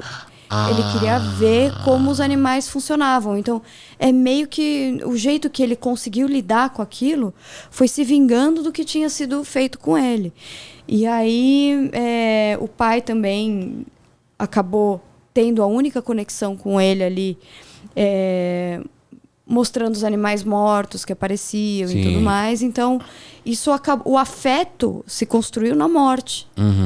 Total. Então, muita coisa foi acontecendo ali para que ele se tornasse quem ele se tornou. Mas o Jeffrey Dahmer, por exemplo, é um caso de um pouco de psicose, um pouco de perversão. Ele tem... Você vê, assim, por exemplo, se você assistir Dahmer, né, que eu acho muito bem representado, ele é meio vazio. Ele é, total. Eu também via isso. Ele é um boneco. Ele é um boneco. Eu ia falar. Ele é vazio. Ele tá ali, ele tá vivo, ele é uma pessoa, mas ele não lida com as coisas com sentimento. Ele não como se não tivesse lá, assim. E às vezes, assim, por Total. isso que eu sempre falo, gente, se vocês tiverem um amigo aí que chora e quando chora, você olha pra ele assim, você não consegue acreditar, você não consegue se comover, presta atenção. Porque a gente geralmente deixa essa nossa percepção de lado, né? Mas pode ser que Pode aquilo ser esteja te dizendo alguma Um coisa. sinal. É. Porque eu vejo muitos crimes na sociedade, né? Na sociedade que a gente vive, perto e longe da gente. E eu fico me questionando também, igual eu falei há um tempo atrás aqui, eu queria traduzir a morte muito tempo, não consegui, meu cérebro não consegue. Tem até uma coisa que falam que pode ser uma lenda ou não, mas que quando a gente sonha que a gente tá morrendo, a gente acorda no momento que a gente morre, porque o cérebro não sabe traduzir o que vem depois. Olha, que já ouvi interessante. isso. E eu também já tentei traduzir na sociedade, assim como eu tentei traduzir a morte, eu tentei traduzir por que as pessoas cometem crimes, né? No sentido dessas perversões, dessas psicopatias, porque assim, a gente tem diversos crimes de pessoas que sei lá, câmera de segurança flagra um cara que tá no comércio dele, entra um ladrão, ele tira, saca e tal. Você entendeu que é legítima defesa. Uma pessoa morre, um ladrão morre, ou, enfim, mas é legítima defesa. Só que tem alguns crimes, por exemplo, esse que eu contei pra você do pedreiro, eu não entendo. A pessoa tá quieta na casa dela, o pedreiro vai lá e mata todo mundo. Abusa de todo mundo. Então tem um problema na cabeça. E gravíssimo, que talvez, né, não sei se tem cura ou não tem. Eu fico querendo cavucar pra saber, gente, tem cura? Não tem. Tem outras coisas também, você estava me falando do serial killer, eu lembrei de um caso de um cara, que eu lembro do sobrenome dele, que era Soroka. É Soroka, que ele tá preso agora. E ele matou, acho que 3 homossexuais, e ele teve esse tempo, como é o nome do tempo que você Cooling falou? off. Cooling off. Que é resfriamento. É o resfriamento. Ele teve esse tempo de resfriamento, ele teve esse tempo entre uma vítima e outra, acho que era de 7 dias ou 3 dias, alguma coisa assim. Mas ele matava todos iguais, então primeiro, ele conhecia o cara pelo aplicativo de relacionamento, né, gay. Ele era casado com uma mulher, mas ele tinha vontade de transar com os gays. Ele transava com os gays antes. Olha aí, né? Com os gays, né? Com os caras antes. Depois ele amarrava os caras com a mão pra trás, sufocava com uma sacola e deixava lá. E aí ele deixava o corpo, ele ia sempre na casa dos caras e tal, e matava esses caras. E aí ele foi preso e ele ficou conhecido como um serial killer, porque ele matava de maneira igual e tal. E quando ele até vazou um tempo atrás aí a audiência dele lá, e aí a juíza pergunta pra ele, pelo que eu me lembro, ela pergunta: por que você matou? Ele falou: eu não sei. Imagina Eu matei porque eu tive alcoólatra. vontade. Sim, então. Mas imagina um alcoólatra, tá? O alcoólatra é alcoólatra porque ele não consegue parar de beber. Não consegue parar de beber, sim. Eu demorei muito tempo pra entender que é uma doença. Porque quando meu pai chegava bêbado, que todo mundo falava, alcoólatra, eu não queria saber, eu queria que ele fosse embora. Então, tem esse impulso. Então, muitas vezes, a pessoa que mata, ela tem, falando de um serial killer, né? Ela tem esse impulso, é uma coisa que vai tomando conta dela e ela não consegue controlar. Domina ela. Domina. Então, a gente tem esse breque de você pensar, puta, odeio alguém, então não sei o que, mas lógico que você não vai fazer. Não vou matar a pessoa, Entendeu? óbvio. Mas esses caras, eles não têm esse breque. Então, não existe esse lógico que eu não vou fazer. Óbvio. Existe claro que eu vou. Porque eu preciso me satisfazer. E tem uma satisfação aí, né? Então. Do próprio psicopata. Então. Serial killer também. Então é isso, assim. Ele não consegue brecar. É um ritual, muitas vezes, né? É um ritual que ele precisa fazer. E ele precisa fazer para continuar se sentindo... para suportar viver. O Jack Stripador era um serial killer? Sim. E até hoje não sabem, né? Não sabem quem é. Inclusive, foi liberado agora, até um seguidor me mandou, foram liberados os autos das vítimas do Jack Stripador da época. Era nos 30, eu acho, né? Na Inglaterra, E alguma ele, coisa assim. muita gente acha que ele era médico porque ele tinha um corte impecável, assim. Agora, imagina, né? Hoje a gente até dá nomes, né? Fala sobre isso e tudo mais. Agora imagina naquela época. Naquela época. Era simplesmente algo que o cara sentia que precisava fazer. Sentia que precisava, é. E claro que isso é algo completamente torto na cabeça dele, né? Mas ele sentia que precisava fazer e ia lá e fazia. E o curioso, Paula, é que além de fazer, tinha toda uma maneira de se camuflar, de se esconder. Então o cara não é totalmente... Então, é mais perto do perverso que eu tinha falado do que do psicótico. Que é aquele que você falou que é o gentleman, né? Ele era super organizado. Tem o Bandido da Luz Vermelha também, né? O Bandido da Luz Vermelha, ele ficou... Inclusive, eu acho que o Guido Palomba, que é um psiquiatra famoso, eu acho que ele chegou a tentar tratar esse cara ou tentar conversar com esse cara. Eu preciso pesquisar, inclusive o Guido é uma ótima pessoa também para trazer. Mas a gente trazendo um pouco pro nosso tempo, falou de Jack Stripador, de Jeffrey Dahmer, mas Suzanne Richthofen, por exemplo, ela é uma psicopata? Vou te dar um exemplo. Eu sei que é difícil esse bate-pronto, né? Falar, a fulana. Porque né? assim, eu precisaria, analisar a pessoa, mas aí você pensa pelos atos, né? Teve um fato de uma reportagem do Fantástico que o tal foi até pro ar, tal advogado da Richthofen, já junto com ela logo depois do crime, ela ainda não tinha sido condenada. Eu lembro disso. Você lembra dessa reportagem? Eu sei exatamente do que você vai falar. Aí eles estão num carro, aí ele fala pra ela, você tem que chorar. Chora. Eles estão com o microfone. Não, mas tem um detalhe que é o detalhe que eu falo, what is happening? O que tá acontecendo aqui? Aí ela fala, eu não consigo. Ela tá assim, eu não consigo. E eles já estão microfonados. Aí ela olha pra trás, ela vê uma mulher que ela acha que ela gosta, que chama, ela fala, bah! E ela vai correndo e abraça. E aí ela sai correndo igual uma criança, pulando, saltitando, e ela, ai, eu te amo, abraça a mulher, ai, como é que você tá? Ela, ai, eu te amo, e tal.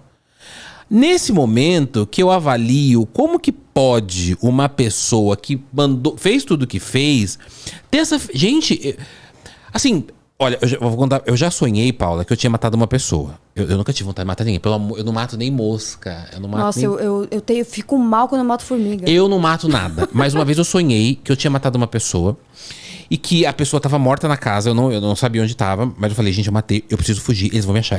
Eu tava fugindo de algo no sonho. E aí eu acordei e falei, gente, que sonho é esse, louco? Ó, inconsciente. Olha só. Eu nunca tive vontade de matar ninguém, mas... Ó, inconsciente. Eu falei, gente, será que eu tenho alguma... Credo? Será que eu sou um assassino? Enfim. E aí eu me lembro que a minha sensação no sonho era uma sensação de peso tão grande que eu não conseguia... Eu tinha uma tristeza tão grande. E eu imagino num caso dela que já fez de tudo. Matou os pais... Mano, os pais. E a pessoa gritar e não sei o quê, não sei o quê... Você já assistiu a entrevista dela com o Gugu Liberato? Já assisti. Quando ela pega e fala assim, a minha mãe era maravilhosa. A minha mãe era incrível. Olha, não tem um A pra falar da minha mãe. Você sente falta dela? Ela não fala que sim. Se você reparar, tem umas coisas que ela só responde com a cabeça. Muita gente vem a família visitar, eu não venho. Então, quer dizer, pra mim é uma cabeça completamente torpe. Que ela não tá entendendo o que aconteceu. Você entende que tem uma desconexão com a realidade? Total. Com a norma? É um deslocamento da realidade. A pessoa vive no mundo dela. E aí tem essa questão de não ter noção da gravidade do que aconteceu. Porque talvez realmente não tenha. Cara, você matou uma pessoa. Você acabou com a vida da pessoa, né? Dá vontade de falar pra eles. E não... É isso, não tem. E como que você vai atingir uma pessoa dessa? Não atinge. Não atinge. Por isso que eu falo, são super-heróis da desgraça. Super-heróis da desgraça. Paula não é? Febe do céu. Não é? São super-heróis da desgraça, total. Me bugou minha cabeça agora isso. Verdade, cara. Porque, cara, você não chega lá. Eu vi um... Isso é muito polêmico, mas eu sempre tenho... Eu vou aproveitar uma psicanalista aqui pra jogar essa no ar. Teve um caso que eu vi esses tempos aí, de um casal... Eles eram um casal bem jovens e tal, e foi o primeiro filho deles que nasceu. Aí nasceu uma filha, uma menininha e tal. E aí esse casal... Depois de quando a menina tava em casa, a menina acho que tinha 15 dias. O bebê tava no berço com 15 dias. O pai, de 28 anos, abusou da criança e matou a criança. A criança chega morta. É difícil. A criança chega morta no hospital, dilacerada e tal, e morreu. E ele tá preso, foi preso. Tem até foto dele, ele óculinho, cabelinho arrepiado, assim. Igual você falou, você olha um cara desse, você olha ele, é o quê? Trabalha com, né, sei lá, o cara super, parece uma cara de inteligente, sabe assim? Super novo. E aí a mãe abalada e tudo, enfim.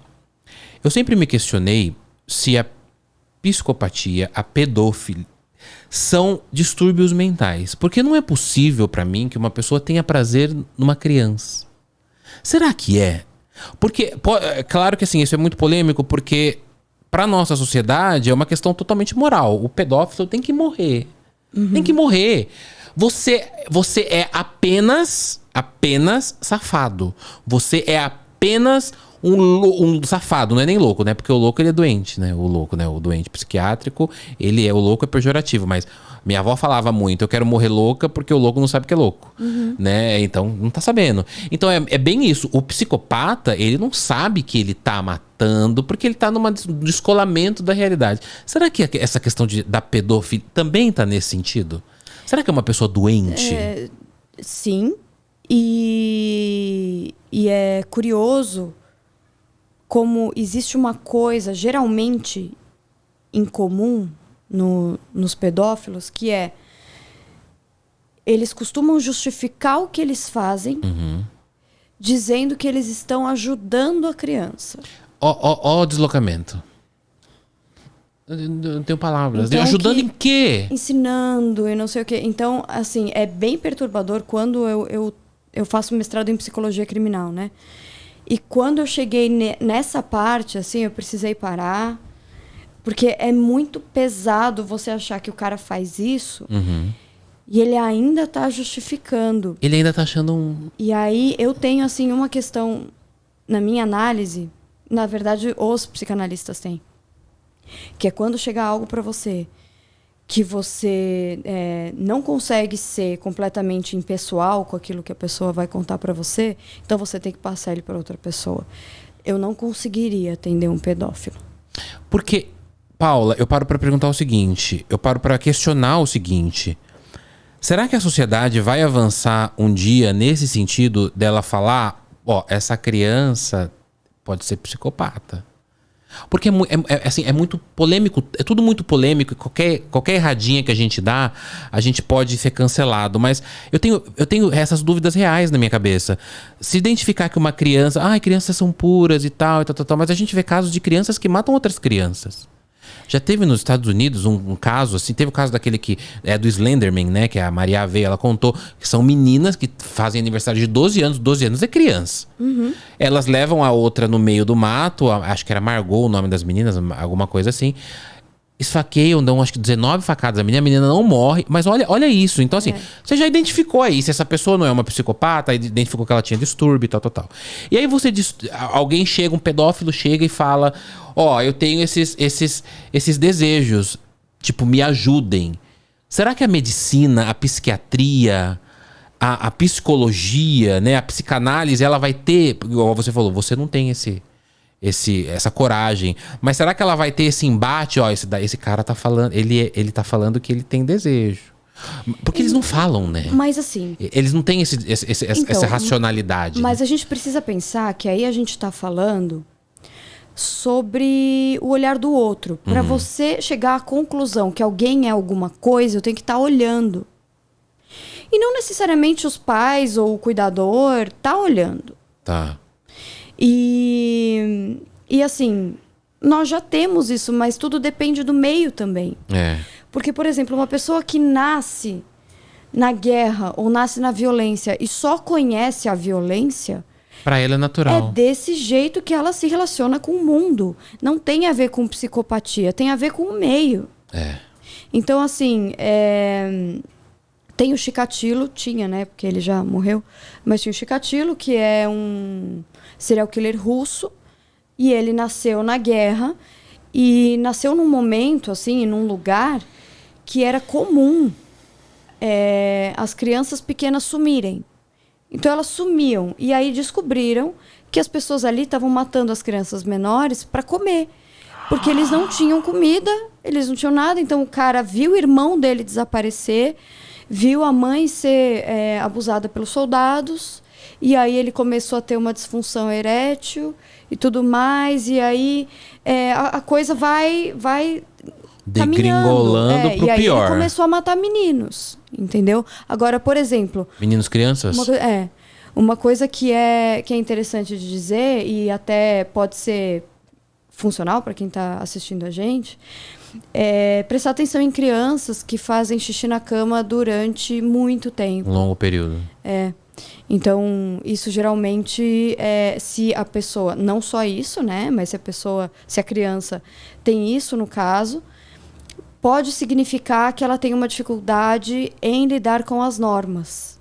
Tá. Então, ela não introjetou a norma, né? E assim, o xixi, quando a gente fala de crianças, né, é um momento importante, xixi, cocô e tudo mais, é um momento em que a criança pode entender que ela controla o desejo dos pais. Uhum. Então, o pai e a mãe querem que ela faça, mas ela vê que ela pode não fazer.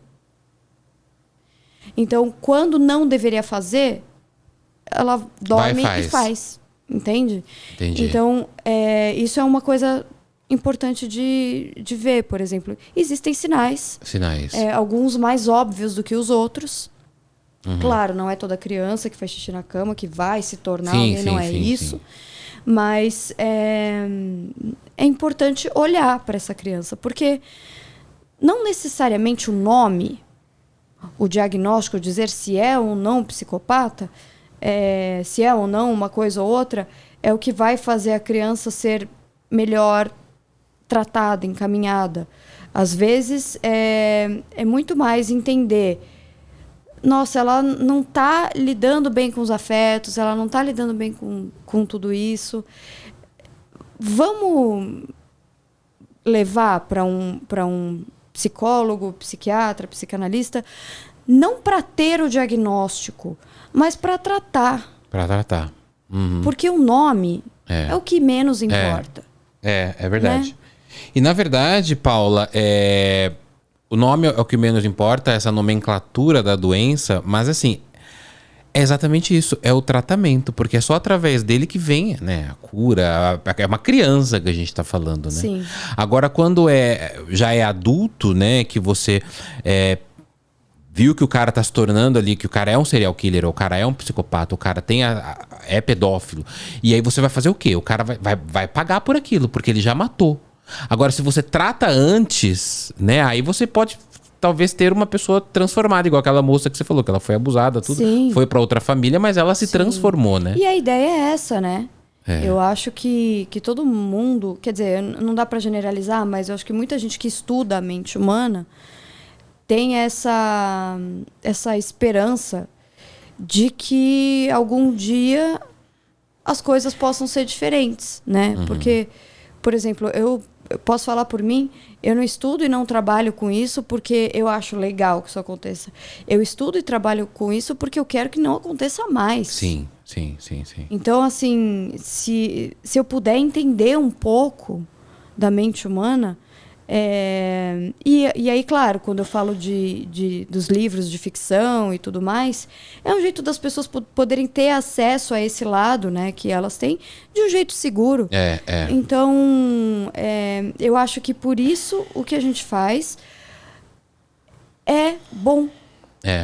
O entretenimento, ele traz essa segunda via, né? Essa outra via, né? Que é aquela coisa assim, quando a gente vai falar de true crime num podcast, é gostoso. Sim. É gostoso. Eu Sim. sempre falo que é uma fofoca gostosa. Você viu quem matou quem? Mentira, me conta. Meu, que crime bárbaro, tal. Mas a gente tá num ambiente seguro, porque aquilo aconteceu. Um afastamento. E é o afastamento total. Eu estou longe daquilo. E quando você assiste, vamos pensar assim num streaming.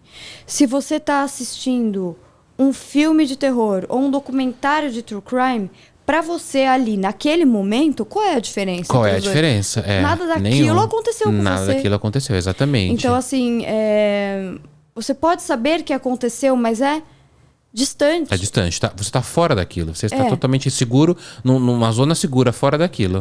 E aí, mas eu acho importante também porque isso faz com que a gente, quando a gente Não, consome true crime, super a importante. gente também fica mais ligado em algumas coisas que a gente Exato. talvez não ficaria, né? Total. Nesse caso aí do serial killer que eu contei pra você, que ele matava os gays e tal, teve um cara que trabalhou comigo, eu já contei isso em outro podcast, que ele trabalhava lá no jornal que eu trabalhava e ele foi assassinado por um cara que ele conheceu no aplicativo. Foi assassinado dentro de casa.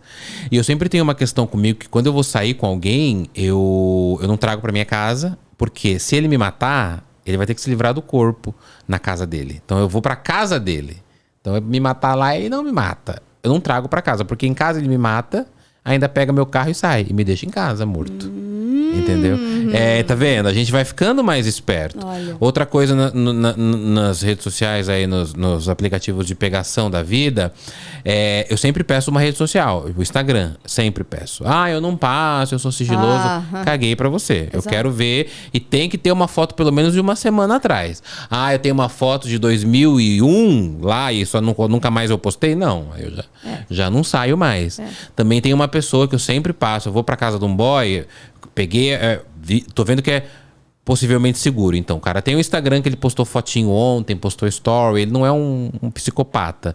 E ele tem foto de rosto e tudo. Não vai ser na minha casa, vai ser na casa dele, ou um lugar que a gente marcou em comum.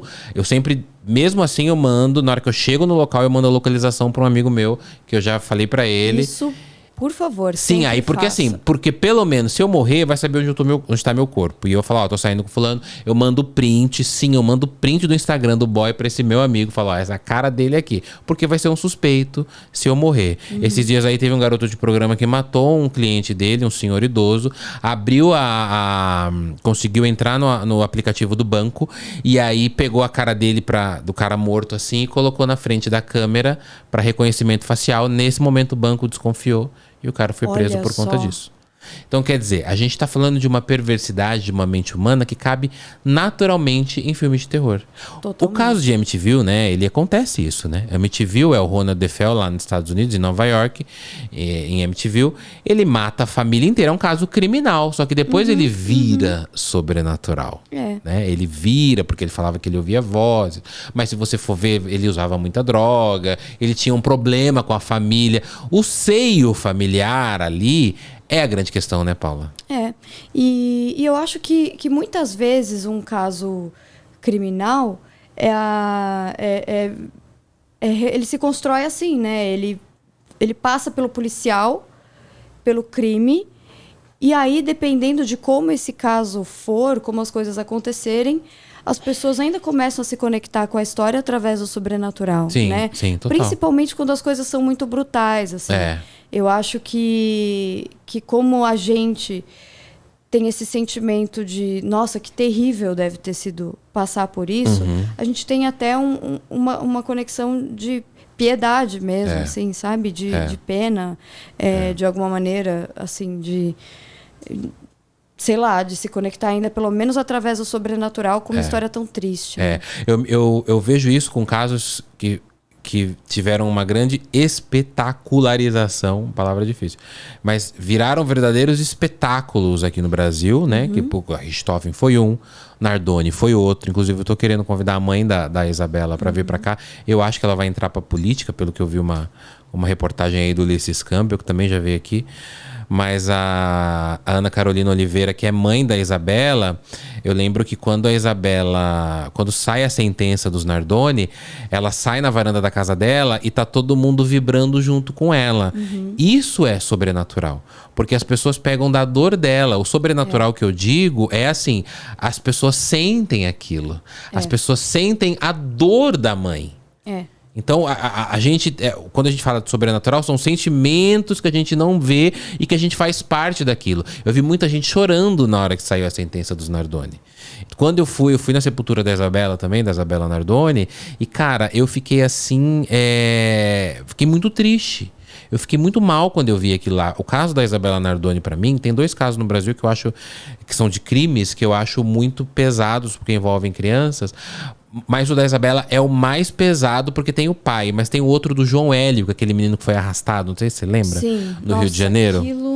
Não, isso pra mim, Paula, isso pra mim foi um... Aquilo é foi de uma brutalidade, né? uma brutalidade absurda. Então, quer dizer, existe aí monstros muito perversos, muito sombrios dentro do inconsciente dessas pessoas que pensam em fazer o mal, né? Sim, deles, na verdade, até sai pro consciente, né? Vem pro consciente. Mas é muito triste, assim, eu acho que é utópico acreditar que... Viveremos numa sociedade sem crime? Porque enquanto houver a lei, vai haver crime, né? E... Penso isso. É isso. Penso isso. É isso. Mas existe a esperança, sempre existe a esperança.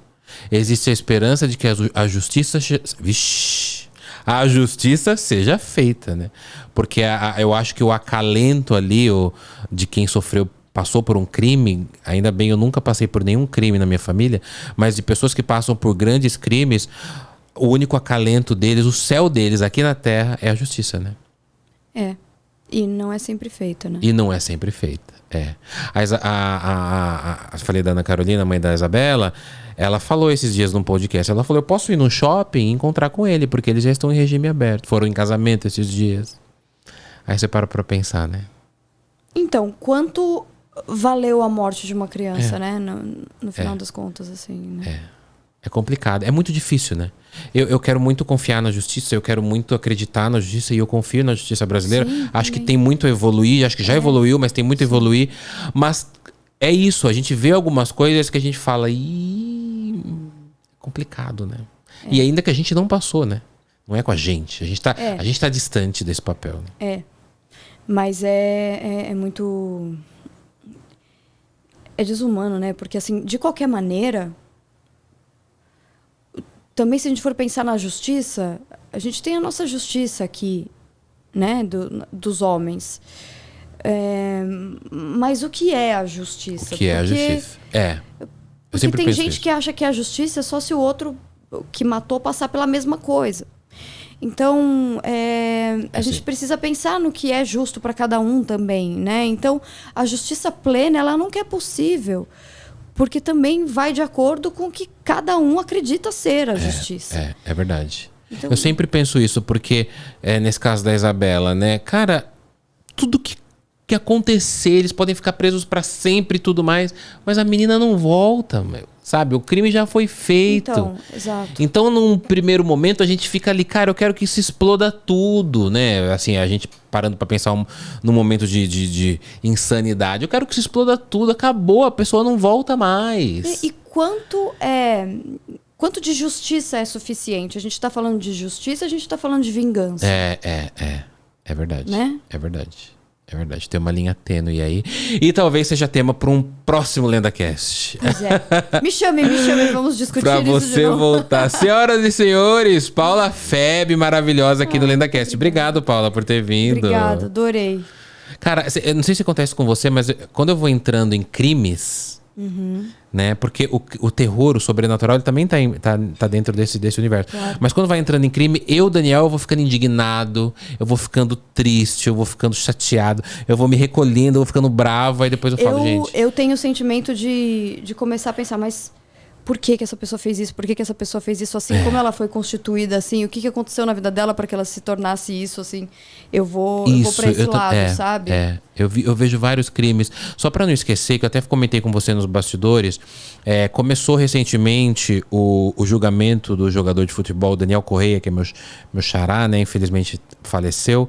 Mas é aquele caso, não sei se você viu esse caso desse jogador, o Daniel, ele foi para uma festa da família Brits, acho que era Lana Brits o nome da menina. Ela estava fazendo 18 anos E aí ele vai pra festa, ele é amigo dela, ele era um jogador de futebol, acho que ele tinha 28 anos. Eu vou nos achos, porque é muita informação, mas eu lembro do caso em si.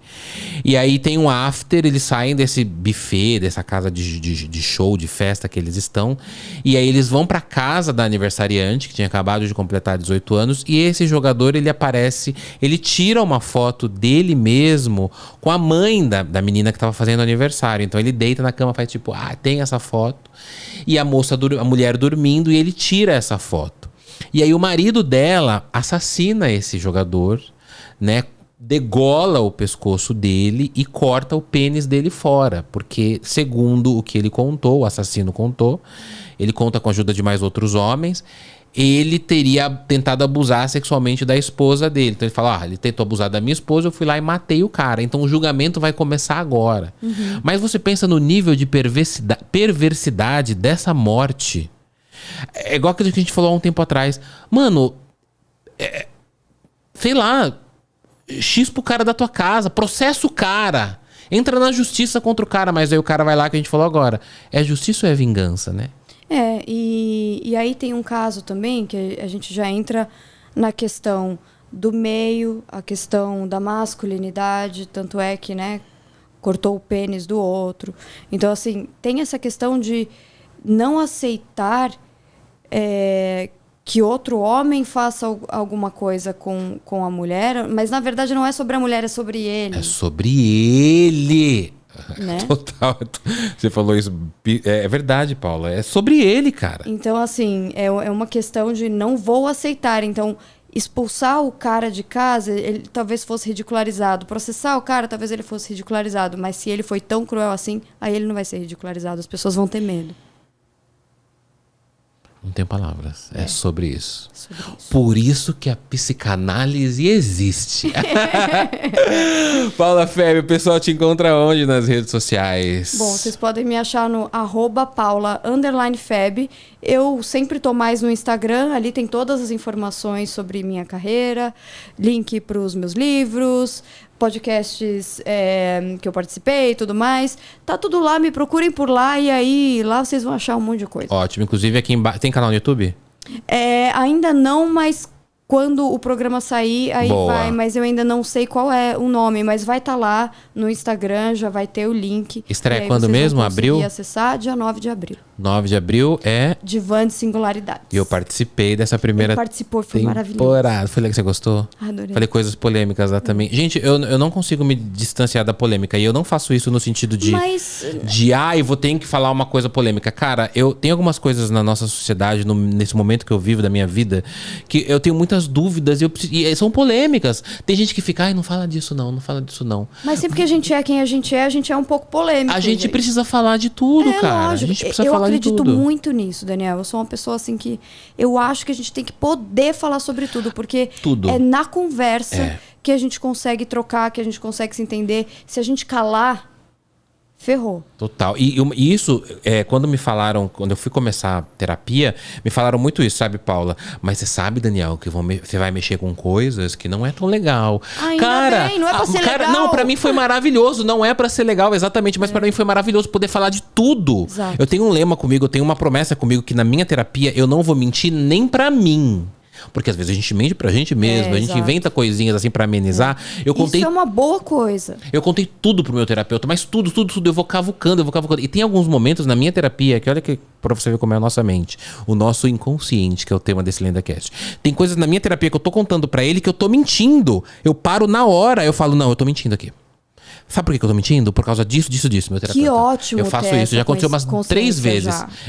Eu falo assim, não, porque eu fui lá, eu fiz tal coisa, eu vou vendo que eu tô mentindo. Cara, isso é muito importante. Aí eu paro na hora, eu falo, Cris, eu tô mentindo. Não foi assim. E ele só assim, tá bom, qual é a verdade?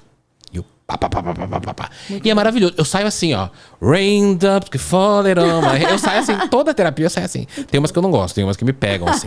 Quando meu terapeuta falou umas coisas meio particulares, mas ele falou pra mim assim, isso daí é narcisista, viu? Aí eu assim, eu não sou narcisista. com você ali atrás, assim, não falando... sou narcisista. Olha como eu tô linda aqui. Maravilhosa. Paulo, espero que você tenha gostado desse Adorei, episódio do LendaCast. Eu amei, viu? Gostei muito também. Feb é Febb. FEBBE. BB. Paula Feb, maravilhosa escritora e psicanalista. Você atende ainda? Se alguém quisesse passar com você, Eu de atendo repente ainda. Eu atendo. Hoje eu tenho pouco tempo para atendimento, mas ainda atendo, sim. Boa. Ainda Então, se alguém quiser passar com você, pode te procurar. Pode falar comigo no Instagram também, que aí Boa. a gente entra em contato de um jeito mais analítico. E profissional, né? Nada. Eu lembro que no seu podcast você falava assim, ó, aqui é um podcast. O psicanalista não intervém em nada, não fala nada, a gente só ouve, Exato, né? exato. Então é bom deixar esses dois lados. Então. Diogo, obrigado aí pelos cortes, viu? Obrigada! Diogo, meu irmão agora tá cortando. Inclusive, em breve a gente vai gravar lá na minha casa. A nova temporada do LendaCast vai ser gravada dentro do meu quarto, onde eu já joguei o Ouija, onde eu já levei vários boys lá.